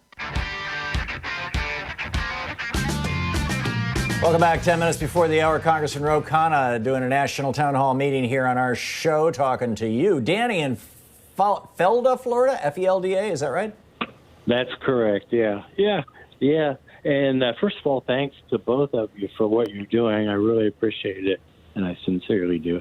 I wonder if there is any way that the Social Security retirement age could be moved back to 65. I think that was cruel that it was moved to 67. Anything can be done? Or even take it to 60. Well, I think it needs to be earlier. I mean, look, when people are being laid off at a time of automation, at a time manufacturing has gone offshore, people often lose their jobs in their late 50s, early 60s, and we need people to be able to access it without that extraordinary penalty. If they need it in their early 60s, the last thing we need to do is to be raising the age. Philip in Urbana, Illinois, you're on the air with Congressman Khanna. Philip? No, Philip. Rex in Boston, Massachusetts, you're on the air with Congressman Khanna. Yes. Hello, Congressman. I was a supporter of Tulsi Gabbard. Yemen, Iran, and Venezuela. Should progressives see Pelosi as big an enemy to our cause as McConnell? Rex, no. I mean, Pelosi, I mean, I'm more progressive on foreign policy than she has been, but she was against the original Iraq war. She was against the surge in Afghanistan. On Yemen, she actually helped Senator Sanders and I get our first war powers resolution through the House. Now, I'm opposed to us trying to have a coup in Venezuela, and there are places where I think we have been too militaristic and interventionistic in our policy. But Pelosi is 100 times better than McConnell on these issues. Ivan in Bartlett, Illinois. Ivan, you're on the air with Congressman Khanna. Hey, Tom, Congressman. In my opinion, the first stimulus bill should have been short, sweet, and clean. A freeze on rent, mortgages, student loans, and a UBI for 3 months until COVID flattened, without the stupid means testing provisions that Pelosi demanded. Until I see a bill like this, I consider the Democrats to just be blowing smoke up our you-know-what, because 80 or 90% of Americans, according to all the polls I've seen, support this plan. Thank you very much. I would have voted for that. Tim Ryan and I have a bill that would provide $2,000 a month for every American, and we've been pushing for this since the crisis happened, since before the stimulus. We needed to do that. We needed rental assistance, as you pointed out, and we needed to forgive student loans. We did get some good provisions, the extension of unemployment, the unemployment benefits, the benefits for independent contractors. And all I can say is we are negotiating with Donald Trump and Mitch McConnell. But in terms of what the right policy is, I'm in 100% agreement with you. Joan in Rochester, you're on the air with Congressman Khanna. Yeah, I have a question for you. They started testing everybody for the virus. And say today you go in and you don't have the virus. You're very clean as a bill. And so you walk out of the building feeling just fine. But 2 days later or 3 days later, you come down with it. So how can the testing be something that's substantial? It's like getting on a merry-go-round and going around in circles, because then people think they're okay. They go out and fraternize with other people, and they actually have the virus. So I do not think the plan that our country has done to help get this regulated is worth a hill of beans, because there should be a better way to do it. And my second comment is Joan, I'm going to keep you to one. I'm sorry. We're running out of time here. Congressman? Well, I agree that we don't have a clear plan right now. We don't understand how much testing is needed. We don't understand what the way to contact trace would be. We're not doing basic things. I mean, I remember, Tom, early on you talked about just taking the temperature of someone who was going on a flight or going into a public space. And so we haven't had a correct response to this. And my concern is that this is going to mean that the virus may come back in a more virulent form or in terms of taking lives when we ease social distancing. Lee in New Rochelle, New York. Got a quick question for Congressman Khanna? We have a minute. Yes, I would like to know if the 25th Amendment could be used, because this man is not fit to run this government. And can Mitch McConnell be also taken out of office, because I feel he's been very treasonous to this country. That's my... Lee, I appreciate that. I voted to impeach Trump. I don't think he should be in office. I mean, his comments about having people inject Lysol, which is poison, were absolutely ridiculous. But there's nothing more that Congress can do but impeach. And to invoke the 25th Amendment, you need a large part of the president's own cabinet turning on him. And just as a practical matter, I don't think that will happen. Congressman, we just have 20 seconds. What should we be looking for in the coming week? Well, Tom, I think your callers have made it pretty clear. They want the Democrats to be fighting for our values, our working class values. They don't want another stimulus bill where they feel it's disproportionately weighted towards corporations or businesses that have connections with banks. And I've heard the message, and we're going to continue to fight for it. Thank you so much. Congressman Ro Khanna, thank you so much for being with us today, sir. Thank you. And we'll be back. We're going to be talking with Alex Lawson of Social Security Works right after the break about, what's going on with all that. So stick around. It's coming up on the top of the hour. You're listening to Thom Hartmann.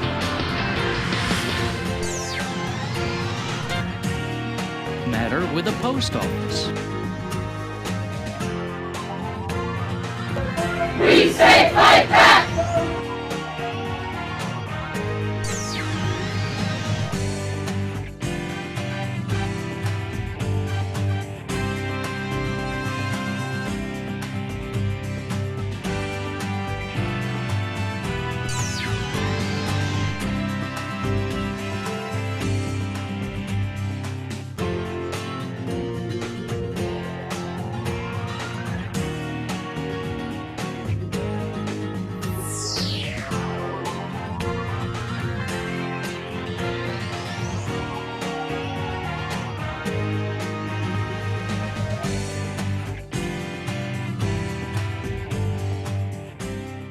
We have a new video over at thomhartmann.com for the people who support our program, and it's an interesting one. The phrase, pull yourself up by your bootstraps, has a really interesting history, and the exploitation of that phrase and that history by right-wingers in 20th century America, or late 20th century America, now 21st century America, also has a fascinating and rather grim history. Just the general absurdity of the idea that somebody can lift themselves off the ground by reaching down and pulling on a strap on their boots. I mean, just think about it for a second. But it's used, this is used as justification by right-wingers, particularly over the last 40 years since the Reagan Revolution, to say, oh, poor people, it's all, their poverty is their own fault. Check it out. It's over at thomhartmann.com.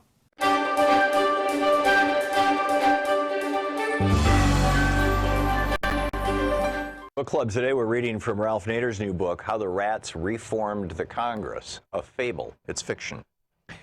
Chapter 1, Invader. It was one of those uncomfortable morning strategy sessions with his senior staff. For House Speaker Reginald Blamer, the discomfort was in having to figure ways to continue blocking a long overdue raise in the federal minimum wage for many millions of low-income workers when he knew in his gut it was not the right thing to do. We're in the crosshairs, he would say, starting such congressional meetings in his spacious office. Not that his anxiety would cause him to renege on the implicit promise he had made to the big boys to stop the move in Congress to raise the minimum. But there was still background anxiety. After all, politicians are only human, and like many, Speaker Blamer came from a large family that had lived through tightened circumstances. His father was a tavern keeper and his mother a seamstress. Deep anxiety, however, did have one inherent comfort at such morning gatherings.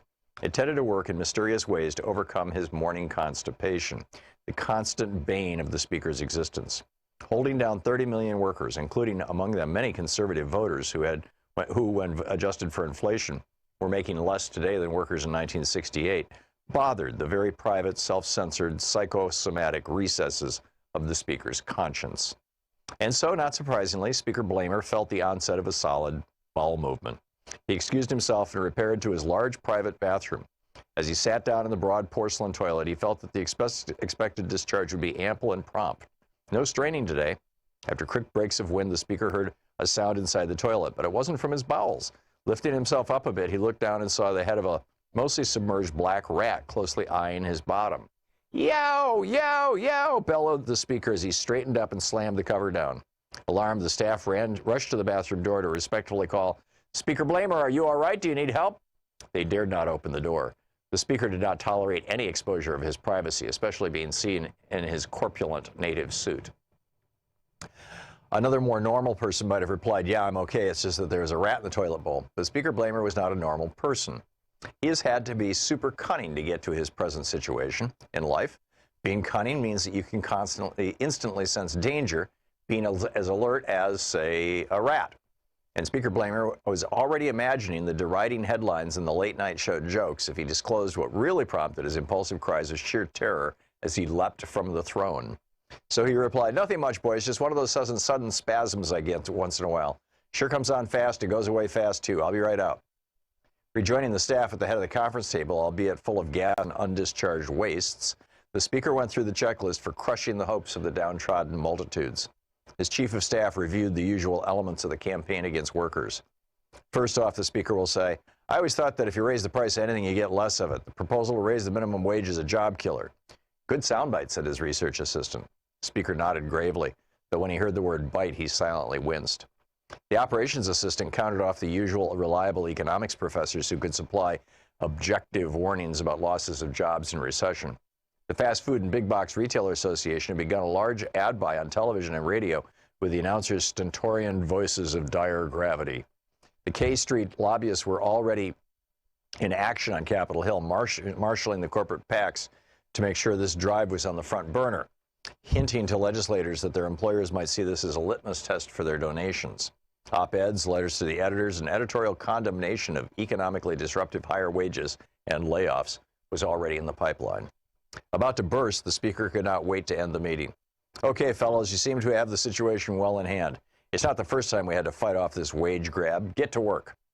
They all scattered, including an irrelevant intern who wondered to herself whether paying members of Congress would mean the government would end up with less of them.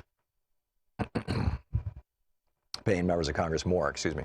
The moment the door to his spacious office closed, the speaker literally lunged to his private toilet, whereupon he unloaded a vast quantity of feces, soft and semi-hard, 3 bursts worth. Before he could enjoy a moment of quiet satisfaction, a shrill shriek lifted him up as his eyes bulged. It was the black rat swimming in the bowl, propelling the terrified cry, yow, yow, yow.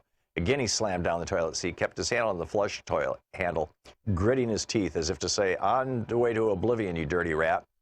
His longtime secretary heard his yell and rushed to his bathroom. Mr. Speaker, what happened? Are you okay? Recovering his composure, he replied, I'm okay, Sarah, just more of those sudden spasms. I've got to get some physical therapy. By the way, did you schedule that fundraiser next week for an hour later? Yes, I did, Mr. Speaker, Sarah replied, sounding very relieved. Arriving home that early evening, he sat down to a healthy diet supper prepared by his adoring wife, Regina. Their 3 children were grown up, living in distant states, so they were empty nesters. You seem unusually agitated, honey, said Regina. Did you have a hard day? It seems every day is hard in these times, he replied, shrugging off her concern. What a great meal always, Regina. Now I need some relaxing reading. Do you know where we put that colorful book of animals that we got as a wedding gift, anniversary gift years ago? Why, yes, Reginald. It came in 3 volumes, mammals, reptiles, and insects. Tell me which one you want, and I'll get it for you. Mammals, he replied. Sitting in his study, the speaker started reading about the rat. The word rat is derived from the Latin rodere, which means to gnaw.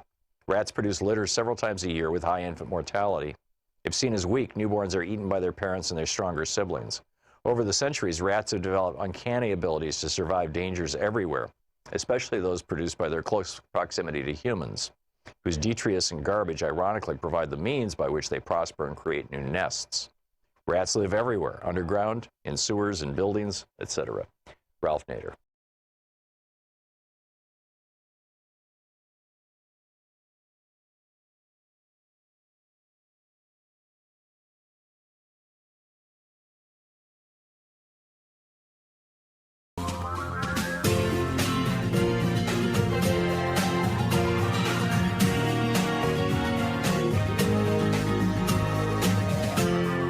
This is the Thom Hartmann Program.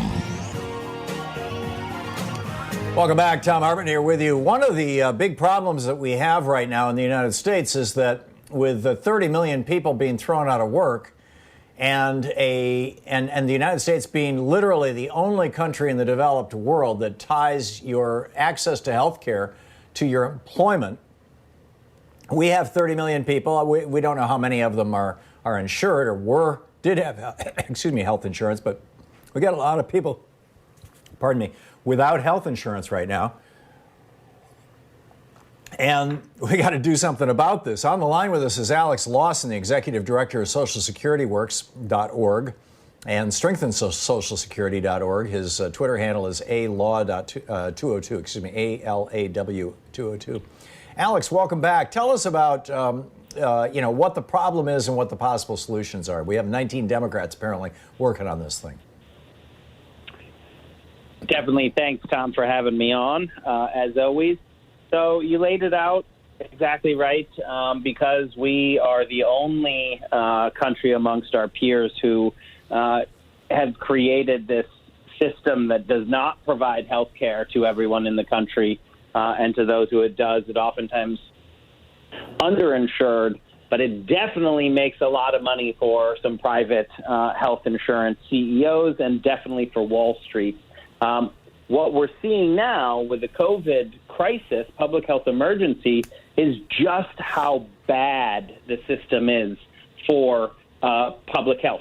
We're in the midst of basically unemployment levels that haven't been seen since the Great Depression. This is the Great Again Depression coming. And then the numbers that you're seeing with COVID are the 1918 flu at the same time. And in the middle of this, because we tie health insurance to employment, 30 million people not only don't have wages coming in, but don't have the ability to get health care. It's just mind-boggling that we let this happen, but we did. So now the question is, what do we do now? And there's a few things to consider. One is that this is an emergency, so we need to do something right now. But two is what Francis Perkins said in the creation of the New Deal, that it wasn't good enough to just deal with the emergency at hand. We needed to build pathways and systems to create a system that prevented the emergency from happening again in the future. So I think we should see a lot of the effort as glide paths towards a system of guaranteed health care for everyone in this country, Medicare for all. So first off, you have two bills in the House that Pramila Jayapal has sponsored. One of them is with Bernie Sanders in the Senate. And they sort of, actually, let me back up one thing. What's going to happen is that none of these bills are going to get passed. A stimulus package is going to get passed. That's the only thing that will actually become law. And so all of the bills that people are proposing right now, what they're actually doing is proposing them to be part of the package.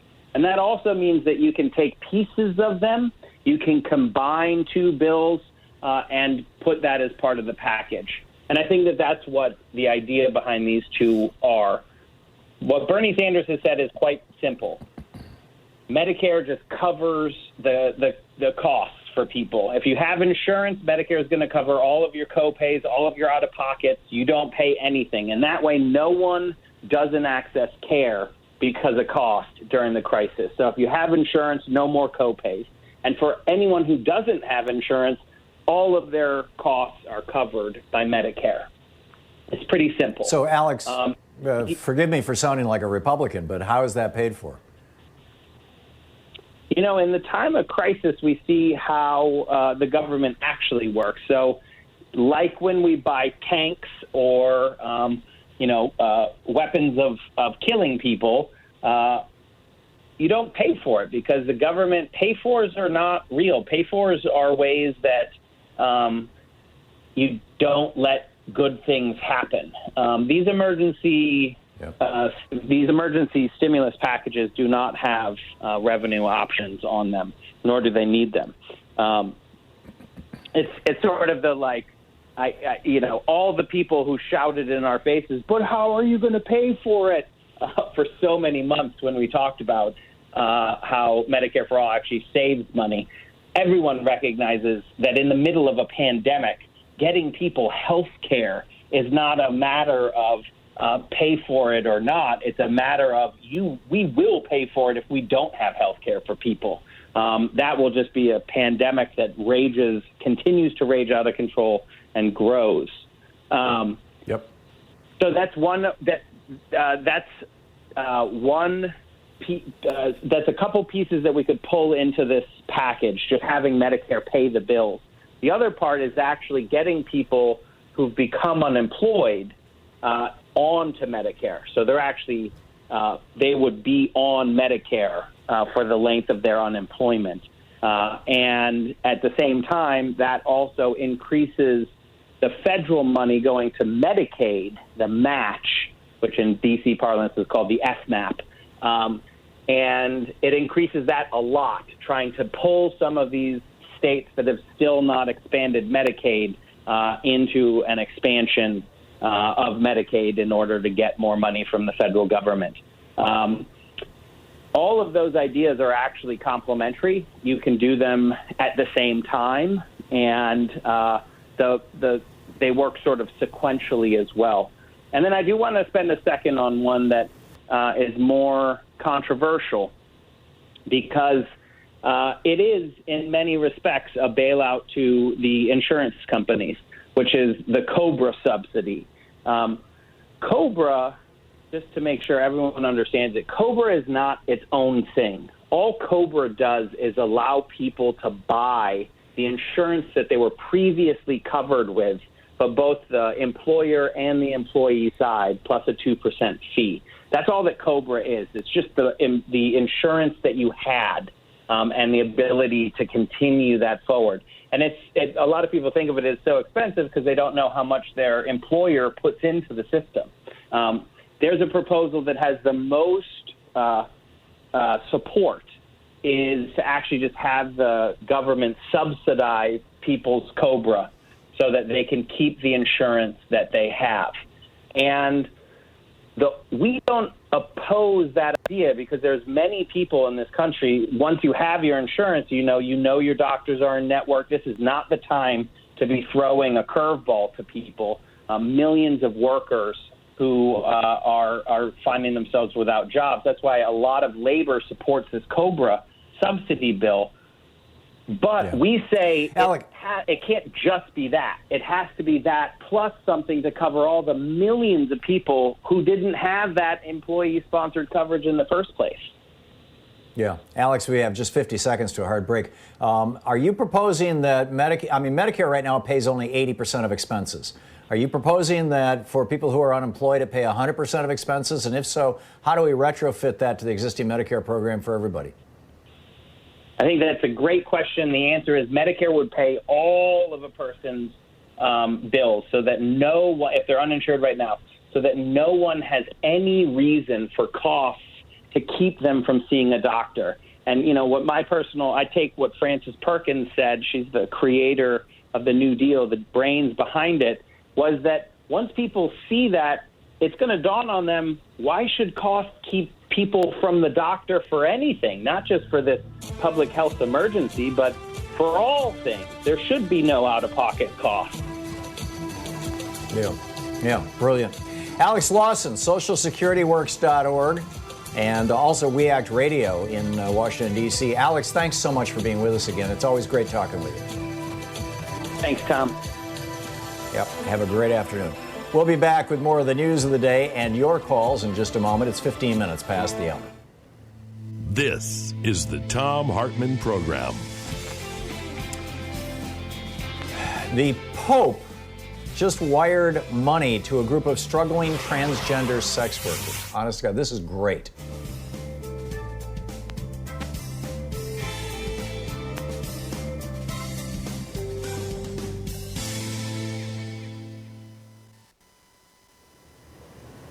And welcome back. Corky in Rochester, New York. Hey, Corky, what's on your mind today? Well, I'd like to know why they're misrepresenting where the first cases of the coronavirus were. Trump keeps saying in Florida. It wasn't. It was up in the northeast, the west, Washington State. That's where they discovered the first cases of coronas. Right, the first we knew of. Now it looks like actually some of the first deaths from coronavirus before we even knew about that case in Washington State happened in the Bay Area, in the San Francisco Bay Area, as I recall, Santa Clara or Santa Clarita. Yeah, why are they misrepresenting that?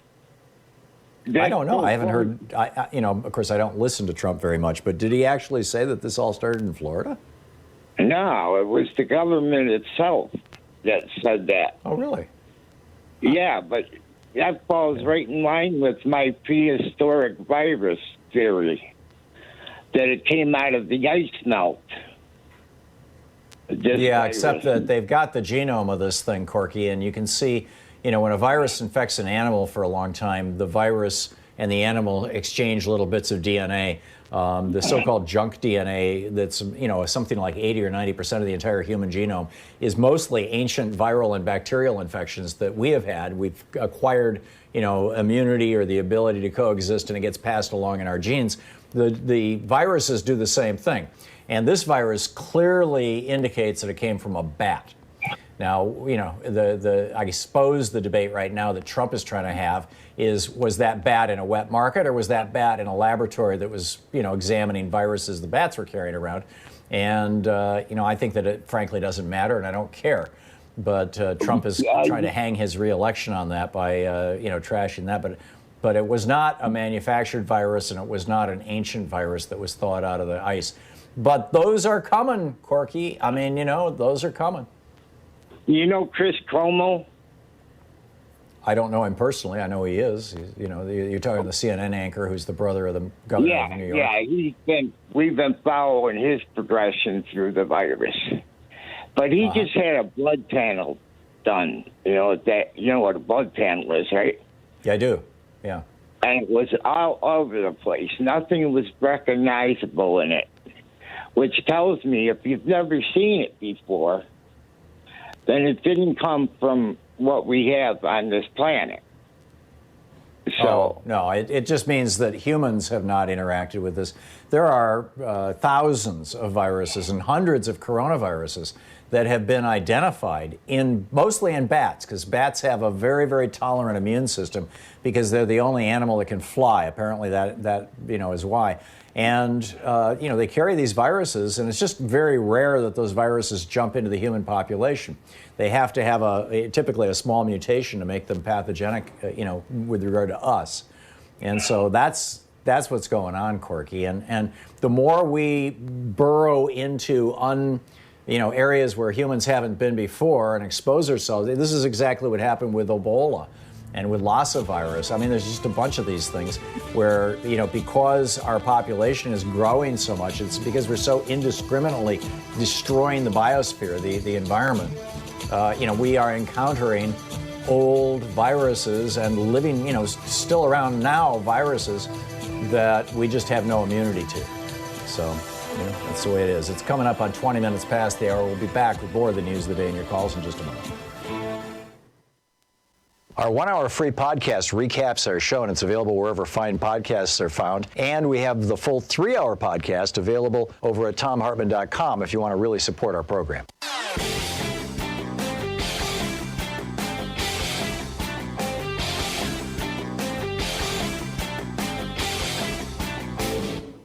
Hey, we have a new video up for our supporters over at thomhartmann.com.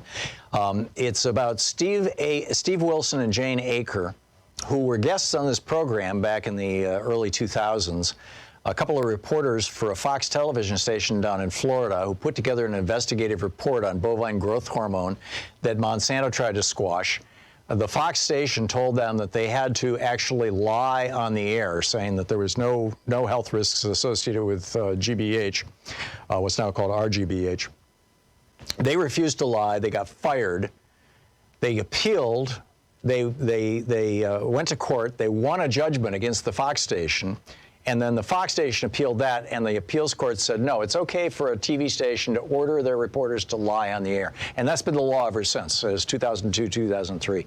And you combine that with the Telecommunications Act of 96, and we have an insane media landscape. Check it out at thomhartmann.com.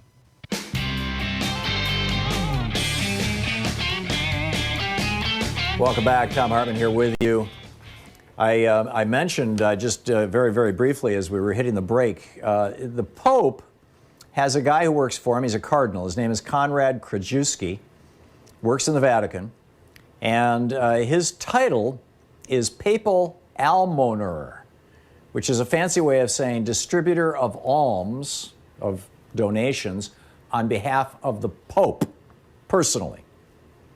And there was this is really one of those really wonderful stories. There was a group, I mean, it's got a sad subtext, but there was a group of transgender sex workers in a beach town near Rome who couldn't get work, and because they were sex workers, didn't qualify for assistance from the state. And I don't know if that's because being a sex worker is illegal or because they were contract, I don't know the details of that, but they weren't available. It wasn't available to them. So they went to a local Catholic priest for help to buy food. And his resources, his parish resources, were already wiped out with regular members of the parish. So he called up the Pope. And the Pope wired money to the parish for them via Cardinal Konrad Krajewski. So and this is so sweet. The Pope's almoner, his distributor of alms, said everything is closed. They don't have any resources. They went to the pastor. They could not have gone to a politician or a parliamentarian. The pastor came to us. They're really in difficulty because sometimes their passports were taken away by the mafia pimps who control them. We follow the gospel. It's enough to make you want to become a Catholic. It's incredible. I got Phil Proctor's newsletter, Planet Proctor. I'm guessing you can Google that. It's free. It's a subscription, but it's free. Phil Proctor of the Firesign Theater, and he opens with just this: my car is getting 3 weeks to the gallon, but it's like being 16 again. Gas is cheap, and I'm grounded. Parents in Beverly Hills fired their nannies and learned their children's names. And my rich neighbors are now playing miniature golf, and one of them got a pre-declined credit card in the mail. Oh, and a picture is only worth 200 words now. What's more, the McDonald's is selling the quarter ouncer. I saw a Mormon with only one wife, and when Bill and Hillary travel together, they have to share a room. The Treasure Island Casino in Las Vegas is now managed by Somali pirates.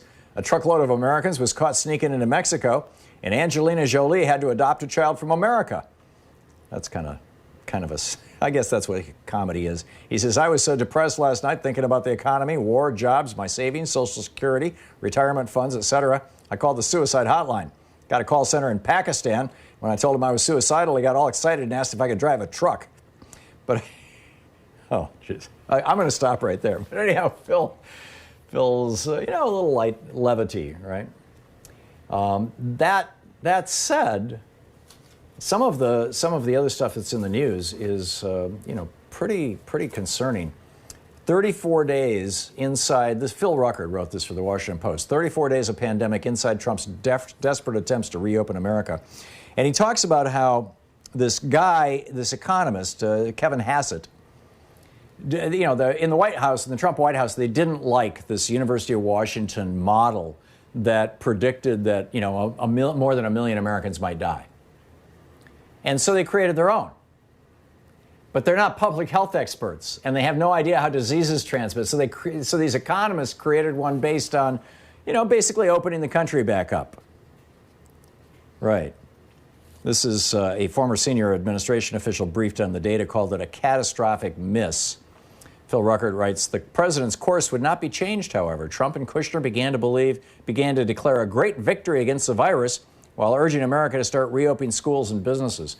And it goes on for another 10 pages about how, what just an absolute screaming, flaming, disastrous mistake this was.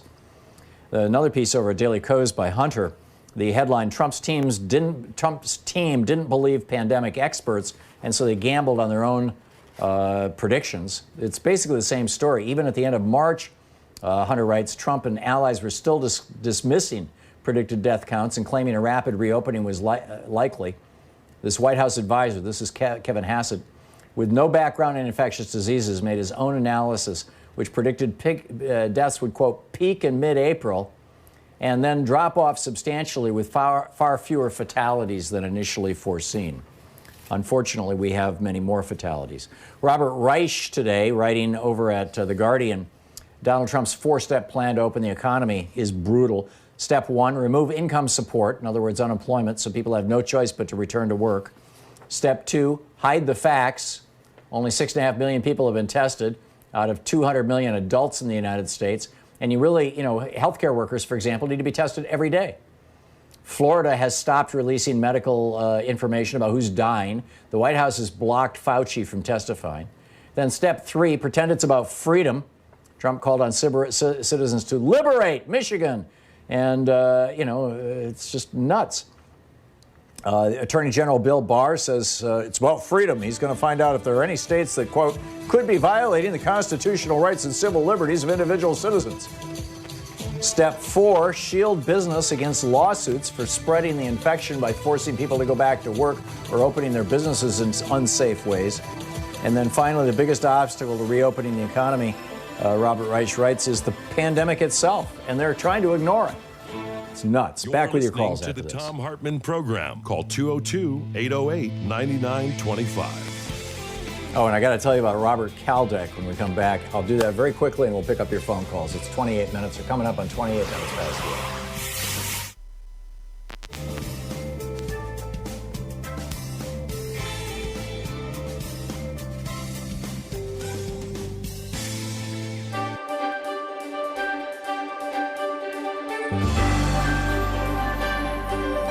Our book today is My Life in the Black Party. The title is just another N-word, and it's by Field Marshal Don Cox, his life in the Black Panther Party. This is from Chapter 5, page 47. The chapter is titled, Use What You Got to Get What You Need. Before we entered into a direct relationship with the Panthers, our group had wanted to prove our worthiness by our actions. Since that was no longer in question, contact was made and a rendezvous fixed to meet at Huey's Pad on Telegraph Avenue in Oakland. I don't remember much about that first gathering. other than meeting David Hilliard, the Panther Party's chief of staff, for the first time. The only thing that stands out in my memory is a question from Huey as we were sipping coffee. He asked if I didn't think it better to be properly equipped before going into action. He suggested it was best to first rip off the necessary funds to get everything we needed in advance of launching a major effort. I had practically memorized his essay, The Correct Handling of a Revolution, in which he spoke of teaching by example. And so I blurted out the first thing that came to mind, which was, use what you got to get what you need. After a long, hot summer of 1967, with the rebellions in Newark, Detroit, and elsewhere, we felt that our preparations had, at least, put us on the same level as the rest of the country, and that the revolution would not pass us by. Our San Francisco group started attending and participating in any and all functions relevant to black people. And we tried to let everyone in our area, and we tried to get to know everyone in our area associated with the struggle. We also continued our community meetings. News of the death of Che Guevara in October of that year had us walking around in a stupor for a while, and although that came as a severe blow to the international struggle for freedom and justice of all people, we were proud to be among those who had responded to his battle cry and had picked up the fallen arms. Huey asked if we would conduct a meeting on Hunter's Point for him. He was supposed to go, but something had come up and he couldn't make it. We were honored that he thought enough of us to ask, and we were more than enthusiastic to do whatever he wanted. It was at that meeting that we had a new, surprising experience. We met our first resistance in the form of Adam Rogers. He was supposed to have been the biggest, baddest N-word on Hunter's Point, but when we encountered him, he came across like an Uncle Tom. He seemed to be impressed with our firearms demonstration, but he was violently against the idea of black people arming themselves for self-defense. He was convinced that would increase repression, even though history proved him wrong. When we examine the history of repression of black people, the only time there was significant decline in police violence and murders perpetrated against blacks was precisely the period when blacks were organized and had access to guns. Given the wave of terror and violence against blacks that continues to sweep the country, I truly believe there is a lesson to be learned from that fact. Rogers was one of the wounded in the Hunters Point Rebellion of the year before, and a photograph of him had been used by the news media to illustrate articles on the riots that broke out following the killing of a black teenager by police that September. Because of that, we were even more surprised by his reaction. It was not until later that we discovered that the administration of San Francisco Mayor Joseph Alito had sent in money after the rebellion and had bought off the so-called bad N-words. The same technique was used from coast to coast.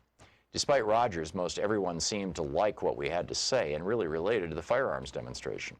Several people wanted to take courses in handling weapons, and so I fixed a rendezvous for the following Saturday at the parking lot of the abandoned shopping center right on top of Hunters Point. The next day I arrived at the point at 7 in the morning in order to get set up before people began to gather. There wasn't going to be any target practice, but I would be firing a few shots in the air by way of demonstration. I knew that would pose no problem as far as the police were concerned. Due to their racism, whenever they heard shots on the point, they generally looked the other way. Once, during a dispute between two gangs, shooting broke out, and instead of police coming in to break it up, they sealed off the area and let them shoot it out. The gun battle lasted 24 hours, and the police didn't return until the next day. At around 8 o'clock, I saw David Hilliard's car driving up, which I found surprising because we had only seen each other a couple of times before. As the car approached, I recognized Emory Douglas and George Murray. Everyone had strange looks on their faces that made it clear that something was wrong. Damn, Huey had been shot and captured. He had shown up at David's wounded and bleeding heavily. There was real concern for his life, so David drove him to the hospital and left him on the steps, then drove straight to San Francisco to find me. He said Huey had asked him to ask me to help out in the aftermath, specifically dealing with the passenger who had been in Huey's car at the time of the shootout, with Officer John Frey of the Oakland Police, who'd been killed. There was also the problem of the guns Huey had stockpiled. I'll never understand why David didn't just bring the guns with him, but he hadn't, and I was obliged to go back into the area, get everything, and get back out safely. That might sound easy, but the shootout had occurred less than 3 hours before, and there was one policeman dead and one seriously wounded, so it was hot over in Oakland, to say the least. There was no time to go by the house and unload the guns I had on hand for the training, so I followed David back to Oakland with a trunk full of weapons. David took me into the backyard of a house that had a lot of weeds and a stack of old lumber in which he had stashed the gun. In his state of excitement, he couldn't remember exactly where the pistol was, and while we were looking, an elderly black woman came out of the house next door and asked what we were doing. David kept searching and didn't look up. She then said, "If you don't come out of there, I'm going to call the police." I began to panic and told David to say something to the woman. When he rose up, she recognized him and calmed down. This was David's house, and she was his neighbor. On the one hand, I was relieved, but on the other, if the police were looking for the passenger who'd been with Huey, it was certain they wouldn't miss David's house, as both were known Panthers. Finally, he found the gun, and it continues from there.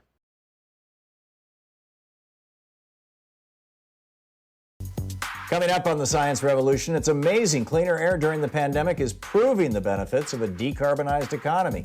Dr. Jay Family-Eddy is here on how the number of people harmed by floods will double worldwide by 2030.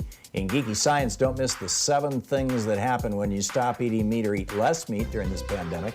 And our fact of the week is about plummeting wildlife and extinctions. Check out the Science Revolution wherever fine podcasts are available.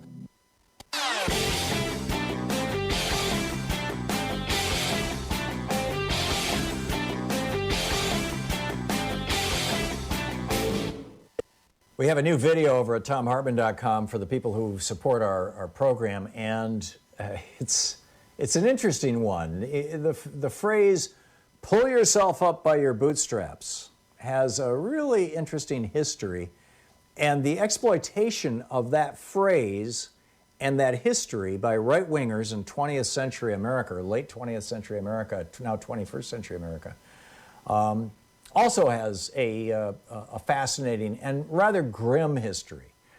Just the general absurdity of the idea that somebody can lift themselves off the ground by reaching down and pulling on a strap on their boots. I mean, just think about it for a second.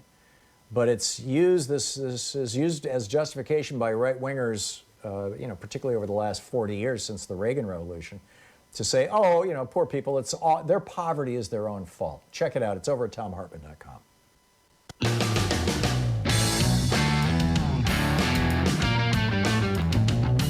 Check it out. And welcome back. Thom Hartmann here with you. I mentioned Richard Kadlec, Kadlec. He was confirmed back in 2017 as Trump's top official for public health preparedness. He used to work for a company that paid him as a consultant. It was called Emergent Biosolutions. And so what does this guy do when he gets a gig in the Trump administration where he has control over a budget? He orders up $2.8 billion worth of smallpox vaccine from this company that he used to work for, Emergent Biosolutions. And the federal government gives them $2.8 billion, which, by the way, is twice the price that they used to pay for smallpox vaccines. And are we expecting a smallpox epidemic? Really? Is that what's going on? Oh, no. This is just garden variety Trump administration corruption. Republicans view government as something to steal money from. Democrats view government as something that protects working people.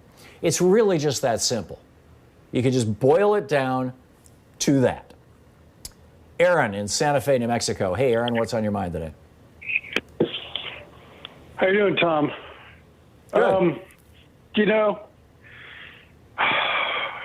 don't know what to say about this whole thing, but, I hate people giving George W. Bush a pass. So you're back to our first hour question of who was worse, Bush or Trump as a president?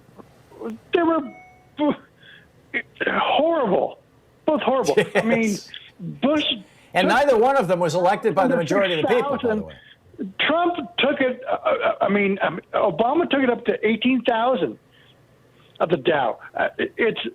Nobody talks about that. Nobody talks about it. Yeah, Obama basically tripled the Dow, yeah. Yeah, he did. He tripled it. And we were doing really good. Really good. Yeah.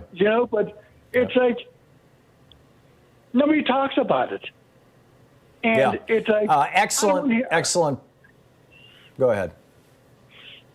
I don't want to hear about George W. Bush anymore. Okay, you got it, Aaron. You got it. I agree. Ramon in San Francisco. Hey, Ramon, what's up? Hey, Tom, you are the Leon Tolstoy information. You're so bright. You are the father of literature when it comes to information. But anyway, I want to talk to you about this CEO, Daniel O'Day, that he Gilead company, the one that is providing. Gilead, the company that makes remdesivir, yes. Precisely. That, by the way, got $45 million from the National Institutes of Health, or the National Institutes of Health invested $45 million in developing that drug. And that company's going to make a fortune on it. Is that what you're calling about, Ramon? Indeed. But you know who is providing it to? To the feds, to Trump. Right. And what is he going to do? You know, he's the modern pirate. He stole it from the Germans. They do stuff through the government, through a jerk, Kushner. And where is going to stop all this medicine? At the hands of Jared Kushner?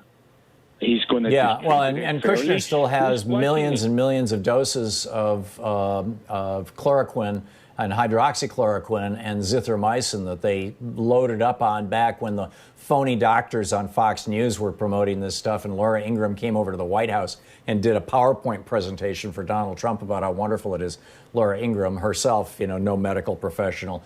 It's incredible. Ramon, thank you. Thanks for listening to AM 910 there in San Francisco. Dave in Federal Way, Washington. Hey, Dave, what's up? Hey, Tom, I wanted to go back to a first-hour question as well. This question about who is a worse president, Trump or George Bush. And to tell you the truth, I don't think we should do any equivocation. Because, for one thing, George Bush would have never dreamed of allowing American-on-American violence, okay? He believed in his own mythos, all right, at least. Donald Trump has no problem with American-on-American violence, and Donald Trump, this detriment that he represents is not limited to just him. Like, we let people like Pete Navarro, I don't know if you heard his interview over the weekend, and Mike Pompeo, we let them off the hook. And I'm telling you right now, these guys believe in a philosophy that is absolutely imperiling the world. All right. For one thing, they seem to believe that China is Al Qaeda. You can get into like a name calling thing with them. But China is a modern corporate scientific country. In other words, they do things basically the way we do. All right, and they are vulnerable to the same things we are, and they excel at the same things we do. All right, so basically name calling is not going to work. These guys are going to end up bumbling us into World War III. All right, that's Trump and his minions, his cadre, if you will. That's my fear. I don't think he's going to bumble us, though, Dave. I think that Donald Trump back in 2012, when Barack Obama was running for re-election as president, Trump repeatedly tweeted, any minute now, Obama, my words, not his, but, I'm paraphrasing. Any minute now, Obama's going to declare a war with Iran in order to distract us from his bad performance and get himself reelected because of the rally around effect when you've got a wartime president. And Trump actually believes that. He believes that presidents do that, probably looking back at what Richard Nixon did in 72. Richard Nixon did exactly that. He extended the Vietnam War just to get himself reelected, and Roger Stone was one of his advisors at that time. And Roger Stone is good buddies with Donald Trump, which is probably where he got the idea from. But Trump believes that, presidents do that, and some of them have. And George W. Bush did the same thing in the election of 2004. And so I'm fully expecting Donald Trump to try to start a war sometime in the next 3 months. Aren't you? Well, yeah, one of the scariest things I heard on your show was from the guest Richard Clark, who just, blithely said, wars start by accident. Well, the Trump administration is an accident waiting to happen. Look. Oh, yeah. Also, I called in, Corky's right. I called in one time that we were talking climate change, and I was talking about the Asian longhorn tick. Due to climate change, that tick comes from Hubei. Every year in Hubei, which is Wuhan, they have HFTS outbreaks, and HFTS goes from ticks to humans, and then humans pass it one to another. And it is a hemorrhagic fever, and it is 30% lethality.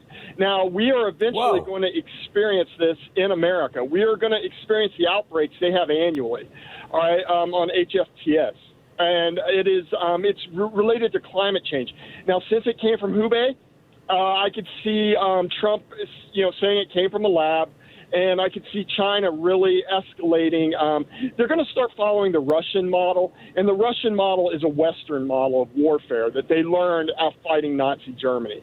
And it's going to get really, really, really bad. I mean, for all we know, Trump's getting his intelligence from Russia. Remember, he just said at a news thing he couldn't say how he got the information from Wuhan? Probably getting it from the Russians. Well, he had a meeting with Putin a couple of weeks ago. I suppose anything's possible.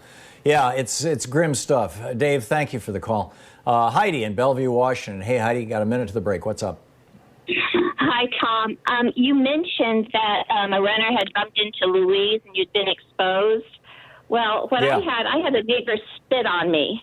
My son, what happened is my son was traumatized, and so he has a therapeutic dog that we got, through the Humane Society. And, we had to get permission and all this special permission and stuff. So they're jealous that their kids don't have a dog. So anyway, our dog barked at the window as they were walking by. And then about 10 minutes later, I was taking the dog out to poop. He comes down the stairs. He was right on top of me. He comes down the stairs, tells me I need to do something about my dog, and spits in my face. And then I let out a stream of words. Well, I let out a stream of words I cannot repeat on the radio. So then, then I called, I let the dog go poop, and then I called the police. And, they came over, interviewed me, went up and talked to him, came downstairs and said, do you want to press assault charges? So I did. Yeah, that's remarkable. Heidi, thank you for sharing this story. I mean, that's a tough one. I wish you well with your neighbor. You got to work out things. You're listening to Thom Hartmann. Visit ThomHartmann.com for audio and video archives. But I would imagine it'd be really difficult to work out anything with a neighbor who spits on you. That's unbelievable, especially during these times. We'll be right back.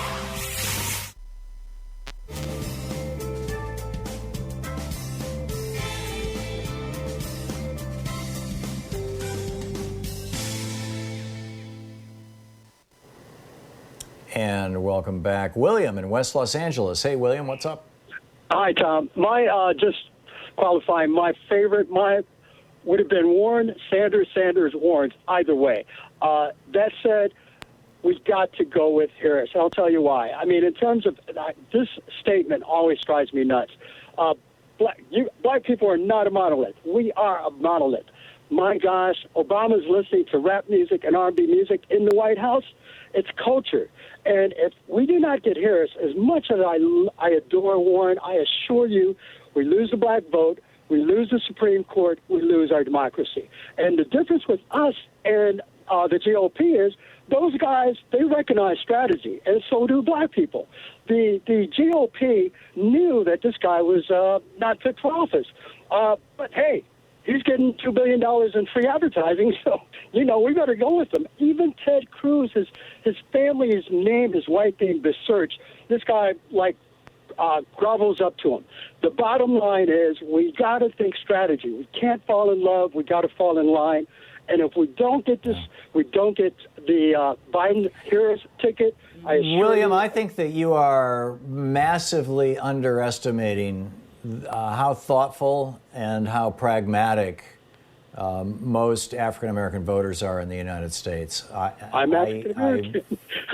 Okay. Forgive me for then lecturing you about it. But, I've been black all my life. Yeah, and obviously I'm not, but my understanding is that the African-American community, broadly speaking, again, it's not a monolith, as you said, tends to be more pragmatic on these things and knows that Donald Trump is a threat. Why would they not vote for Elizabeth Warren? As much as Warren supports our agenda, she basically is unknown. And literally, I mean, we're cultural. We vote. We're almost. I mean, it's the same differences. Friday night Orthodox Jews. I mean, we literally. I mean, I'm with some of my white friends or other racial friends, and we're walking, they're like, hey, how come every time you walk past a black guy you don't, or a black woman you don't know, and you guys always speak to each other? Because it's cultural. We have nothing else to go on. That's why the entertainment business has been so strong, is because we support our own. We're the only group that make music and entertainment for ourselves, and every other culture comes in, oh, that's cool. I mean, I don't go buy mariachi music. We support what we do. We do our own, and we support our own. And I assure you, we don't have. That's why Obama won. That's why Hillary lost, because she knew she had our vote in the bag. And that's black people that knew who she were. We knew that she was like Obama's pick. Bottom line, it's a matter of culture. And I assure you, if Harris is not on that ticket, I said this in 16, I'll say it again right now, 2020, this is desperate. We lose the black vote, we lose the Supreme Court, we lose our democracy. We have to have a black female, and it has to be Harris. I agree with what you said earlier about Stacey, about Nina. I agree, 100%. Harris fits the bill. She fits the bill. Well, Harris is on my list right below Elizabeth Warren. I just look at the kind of crowds they both drew. Harris was drawing hundreds of people. Warren was drawing tens of thousands, although they were largely white crowds. That would be the caveat I'd put on that. They weren't black, Tom. They weren't black. Yeah, Thank you for the time. So, William, thank you. I'll ponder this. I value your perspective. Thank you. Yeah, good talking to you. We'll be right back.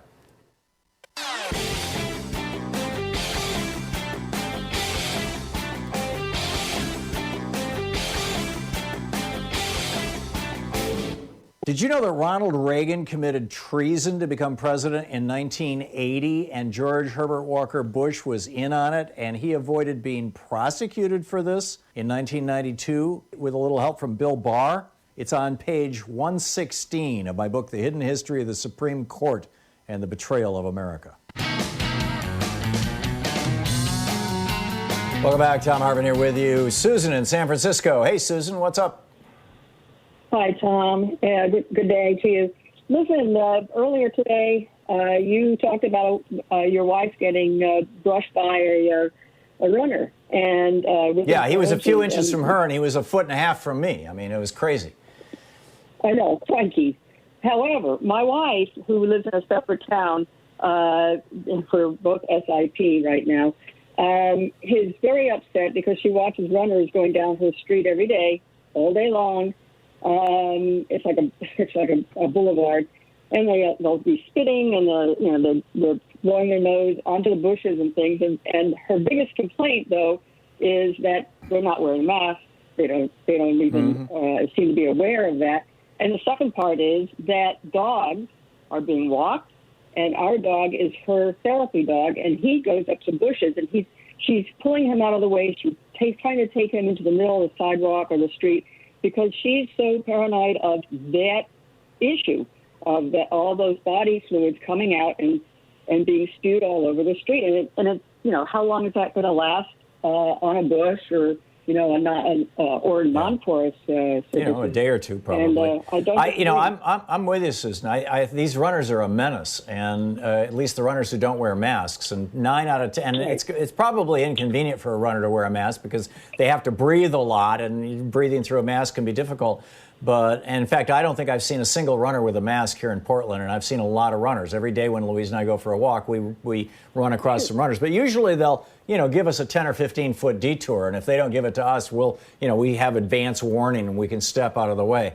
But I get what you're saying in it, and some of these folks, these folks who watch Trump TV, they're getting more and more aggressive toward people who are wearing masks, and it's like Donald Trump is ripping America apart, and he's killing people.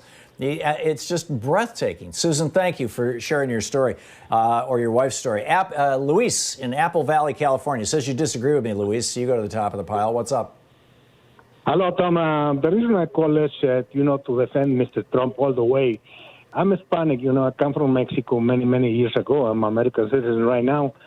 And I'm telling you, the people of the United States do not appreciate they have the best president ever. And I'm talking ever since 1950. We have the worst president ever. Well, to me, it's the best. And I'm Hispanic. He's incompetent, Luis. Ever? No. He's the best president. Don't tell me Why that. is he putting lobbyists in charge of agencies instead of people who know what they're doing? Why is he shoveling money to his buddies and his cronies? This guy is the most corrupt president we've ever had. Go ahead, Luis. Never. Corrupt. Obama, he was a corrupted president, and all the Democrats. That's why I never vote for one Democrat. I'm calling Democrats because that's exactly what they are. Corrupted Nancy Pelosi, Chuck Schumer, they are the ones. These guys should be locked up, put in jail, and throw the keys away. Right. Luis, where did you learn this? I'm sorry? What's the basis for this? Give me any one fact, one piece of factual information. Because I tried to present you with several. You know, I have a common sense. Nobody watches my brains ever. Oh, you have common sense. Nobody watches my brains. All right. Luis, thank you for sharing your common sense with us. Eric in Erie, Pennsylvania. Hey, Eric, what's on your mind? Hey, good afternoon, Tom. I've got some common sense for you. I'm a registered independent. I am not and have not ever been a member of the Democratic Party, but I am leaning increasingly for them. Obviously, in these kind of times, it's blue if you want to survive. But I've got a proposition for the Democrats who just seem to not want to ever take off the softest gloves that are available when they step into the octagon bare knuckle. So what's the proposition? Republicans. The proposition is that they cede Mr. Trump's point to the virus having been unleashed on us from a Wuhan lab. So okay, Mr. Trump, that's how it went down, and you're a wartime president. Guess what? You just started negotiating our terms of surrender to China because as a commander-in-chief, you failed. So wherever... I'm with you. You failed. I am with you, Eric. I think that's a good point. Pete, I'm moving along fast here because we got a minute and a half left. Pete in Biloxi, Mississippi. Hey, Pete, what's up? Yes, I was calling because I heard a gentleman speaking on behalf of black people, and he was saying basically that you need a black woman to run with Biden. But I have nothing against that, but I think that because of the racism that's so strong in the United States right now, if we use strategy and let Elizabeth Warren run with Biden, then you'll have a strong woman, period. It's not about the color. It's having a strong woman with a great following. And I think Elizabeth Warren and Joe Biden would be good, but I really wish he would pick Bernie Sanders. If he's already Joe committed Biden to picking a woman. And Bernie Sanders run on the same ticket, it'll be a slam dunk. Yeah, well, Elizabeth Warren is about as close to Bernie Sanders as you can get, which is, That's one right. of the things that I really like about her. And Kamala Harris is not, a full-blown progressive, but Elizabeth Warren certainly is. So you're a more strategic voter, Pete. Yes, sir. Yeah, yes, that makes a lot of sense. And I think Elizabeth Warren or Bernie Sanders would be the one to run with Joe Biden. And as far as black people go, I'm not an educated person, but I'm 65 years old. I've been voting since I was 18, and I know America. And if the Democratic Party wants to win, go with Bernie Sanders or Elizabeth Warren on the ticket with Joe Biden, and it'll be a slam. Got it. Pete, thank you. Thank you very much. And thank you all for being with us today. We'll be back tomorrow, same time, same place, Lord willing, and the creek don't rise. And in the meantime, get out there and share progressive media with your friends. There's a lot of ways to get a lot of great progressive shows. Tell the people you know about it. And wake up one person today. Tag you're it. And have a great afternoon. We'll see you tomorrow. You've been listening to Thom Hartmann. For audio and video archives, visit thomhartmann.com.